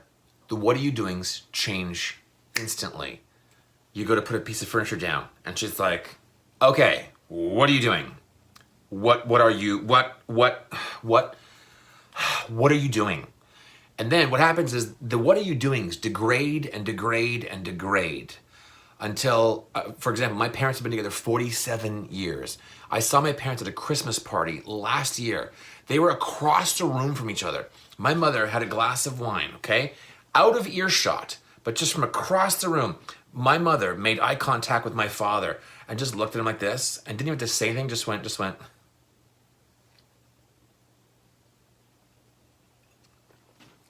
My father knew. He was like, what have I done? What have I done? That's love. Thank you for watching, though, and for being here tonight. You could be doing so many other things. Netflix. My parents love Netflix. All they do is binge. Do you ever watch so much Netflix that Netflix is concerned with how much Netflix you're watching? The window pops up, you know, are you still watching? Are you still, like, are you alive? Are you okay? You know, did you get a job? Did you call your mother? It's a little odd thing. Speaking of odd, we're going to take a little commercial break now from one of our sponsors, so enjoy. Well, hey there, everybody. It's me, Tom, from Apple Barn Pumpkin Farms out here in Abbotsford. Now, you know, fall brings together two of my favorite things. Number one, apple picking, and number two, the REMAX Activate at Home Conference. Holy cow, what a great conference so far, huh? How exciting has this been? Our very first virtual event. Now, in many ways, adapting to this pandemic has made it even better, if you ask me, because never before have we been able to bring together so many agents, industry analysts, influencers, and sponsors in one place. With so many people gathered, I mean, the number of opportunities to advance our business and our customer experience has just never been better. I mean, the chances to collaborate and network are all over this conference. Look, there's one over there. Oh, hey, there's one over there now. I mean, you know what? It's like a virtual orchard of emerging opportunities. Now, though we have made it easy and there's lots of low-hanging fruit, it is truly amazing how much more there is when you get on that ladder and really get up here in the tree and really, you know, see what's out there.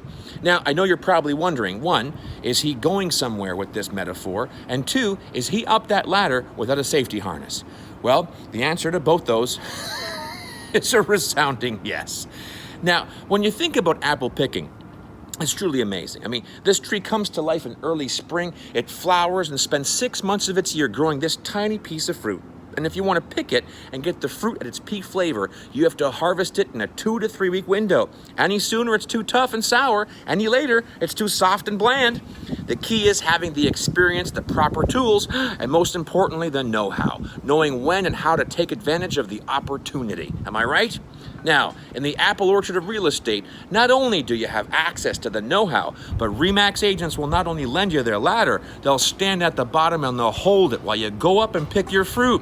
Why, right this very minute, Elton Ash, Regional VP, is standing at the bottom holding this ladder for me. Thanks, Elton. What a nice guy.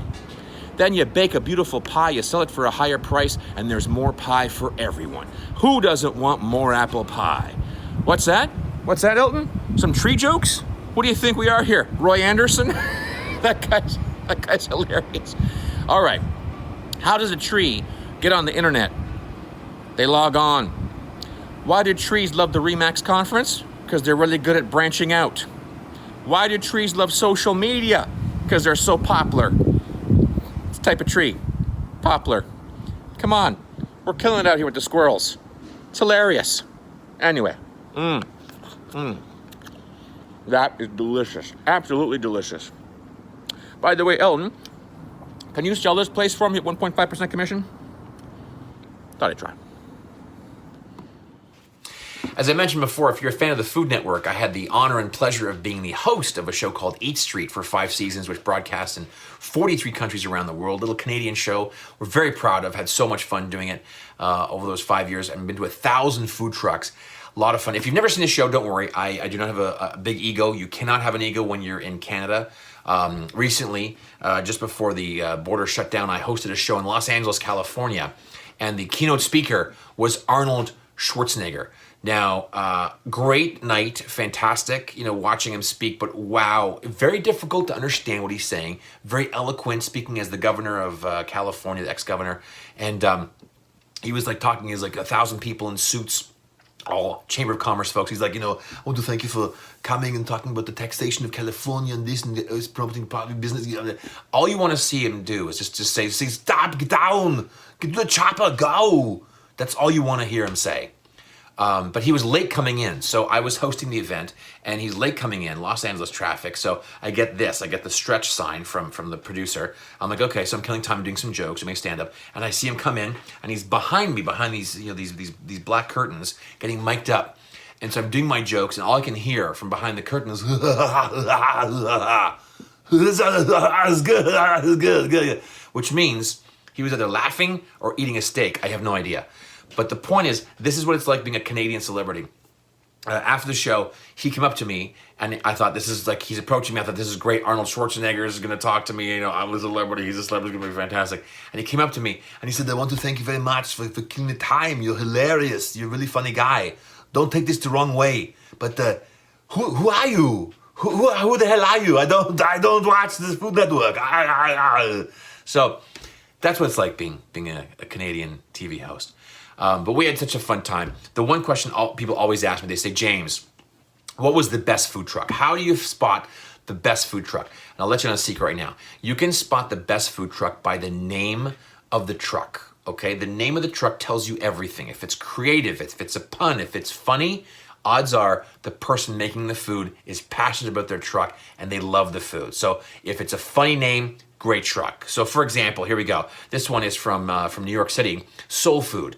Great pun, right? It's Southern Korean barbecue with American comfort food. It's a fusion. Soul Food. Great pun, great truck, great name, great food. This one, Cod Save the Queen. Great truck. Come on, you got to go there. That's fantastic. Want a burrito? Yes, I do want a burrito. That's hilarious. This one's good. You want burgers fast? Hamburgini, for sure. The Trailer Pork Boys. All the pork ones are pretty good. Lard Have Mercy. That was a great truck. Hey, how do you age your pork? Yes, we do. How old's your pork? Oh, it's old. It's Jurassic pork. That's how old it is. Hey, how was your day, guys? Did you make a lot of money? That's not your business. That is not your business. That's true. It's not. All the cheese trucks are hilarious. The grilled cheese, Big Cheese, Cheese Louise. In Miami Beach, Miss Cheesiest. One of my favorite trucks, named by far, this was great. You love this one. Burger, She Wrote. Come on. Millennials don't know why that's so funny, but let me tell you, Angela Lansbury solving burger crime. That's a great truck. In New Jersey, French truck, right? You don't like French food? Hey, forget about it. Hey, bada bing, bada boom, forget about it. Hey, someone's gonna have a freaking accident. One of my favorite trucks was in Austin, Texas. Who does not want a grilled cheese from the Grillenium Falcon? Right? Come on, punch it, Chewy. Great truck. This truck is not real, but this one here, it was a fan sent this in, but don't go to this one. This is very bad. That's a terrible truck. One of the worst named trucks was in Orange County, California. This is a real truck. Hey, where are you taking the kids for hot dogs?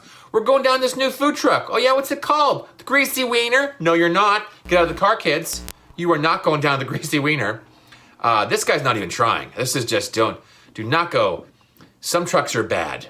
This is a bad one. If you sell one thing, spell it right. That's all I'm gonna say, right? Breakfast burrito. I love menus, a lot of menus over the years. How do you like your rice stir-fried? How do you want your bacon? I want my bacon topped with bacon. The fried rice, the chicken, $3.70. The real chicken, $6.75. Which begs the question, what did I just eat for $3.70? Marketing, fantastic. I love this guy. Look at this one. Buy one hot dog for the price of two. Receive the second hot dog absolutely free. That is genius. This guy should be a real estate agent. That was brilliant. This guy was great. He was a Greek guy, thick Greek accent, wonderful man, been in business for like 30 years. And his accent showed in his menu. He was like, well, you want the hamburger? You get the sheeps. His son was taking over the business, so he was crossing it. That is chips. That's what I stayed for 30 years, sheeps. You get the hamburger, you get the sheeps. You get the cheeseburger, you get the sheeps. That's what you want. Of course, the customer's always right. And if you're vegetarian, this truck's for you. Oh gosh, vegetarian duck, vegetarian chicken, vegetarian ham. It's all kosher too. This is not a truck, but I love Vietnamese restaurants. The Vietnamese names on restaurants are hilarious. Do you want to go for, hey Snoop Dogg, want to go for some Vietnamese? Faux shizzle. Faux shizzle. Do you want to go for some Vietnamese? Faux sure. Yeah? When you're in Los Angeles, where do you go for good Vietnamese? 90210 pho. Come on. But you guys are foodies, I'm sure. You know, PHO is not actually pronounced pho. It's actually, well, how's it pronounced? How's it? Yes, fa. Yep, you got it. So this one got it right. What the fa? You got it right. Ladies and gentlemen, I just want to say thank you so very much for having me out to your conference. It's been a pleasure making you laugh, I hope. I don't know, I can't hear you. I hope you're laughing in this new virtual platform, but I've had a lot of fun, and it's been a total blast. Cheers to all my friends out there in the Western Division, and I want you to have a great year. Stay positive and test negative. Cheers, James. That was outstanding. Thank you. What a great way to end and what I think has been a terrific day, and I hope everyone else who's still listening here does as well. We got a couple of things to take care of before we go, but I do want to remind you that we are going to go live next year in Quebec City, and I've just been informed, though, that this is we're the first real estate company to have a live virtual convention in Canada. And it's never our intention to do things first, but if we're going to do first, we want to do it best as well. So I hope you agree that we did, and you had a great time today and had a lot of fun. And we have one more, and I'm looking at the name of the winner here right now, so it's making me smile. And I'm not sure if he's still listening. We've got an iPad that's been donated by our new partner CIBC, and it's going to Paul Hannon with REMAX Professionals in Mississauga. And Paul is a great friend of REMAX Western Canada. And I don't know if you're still listening, Paul, or if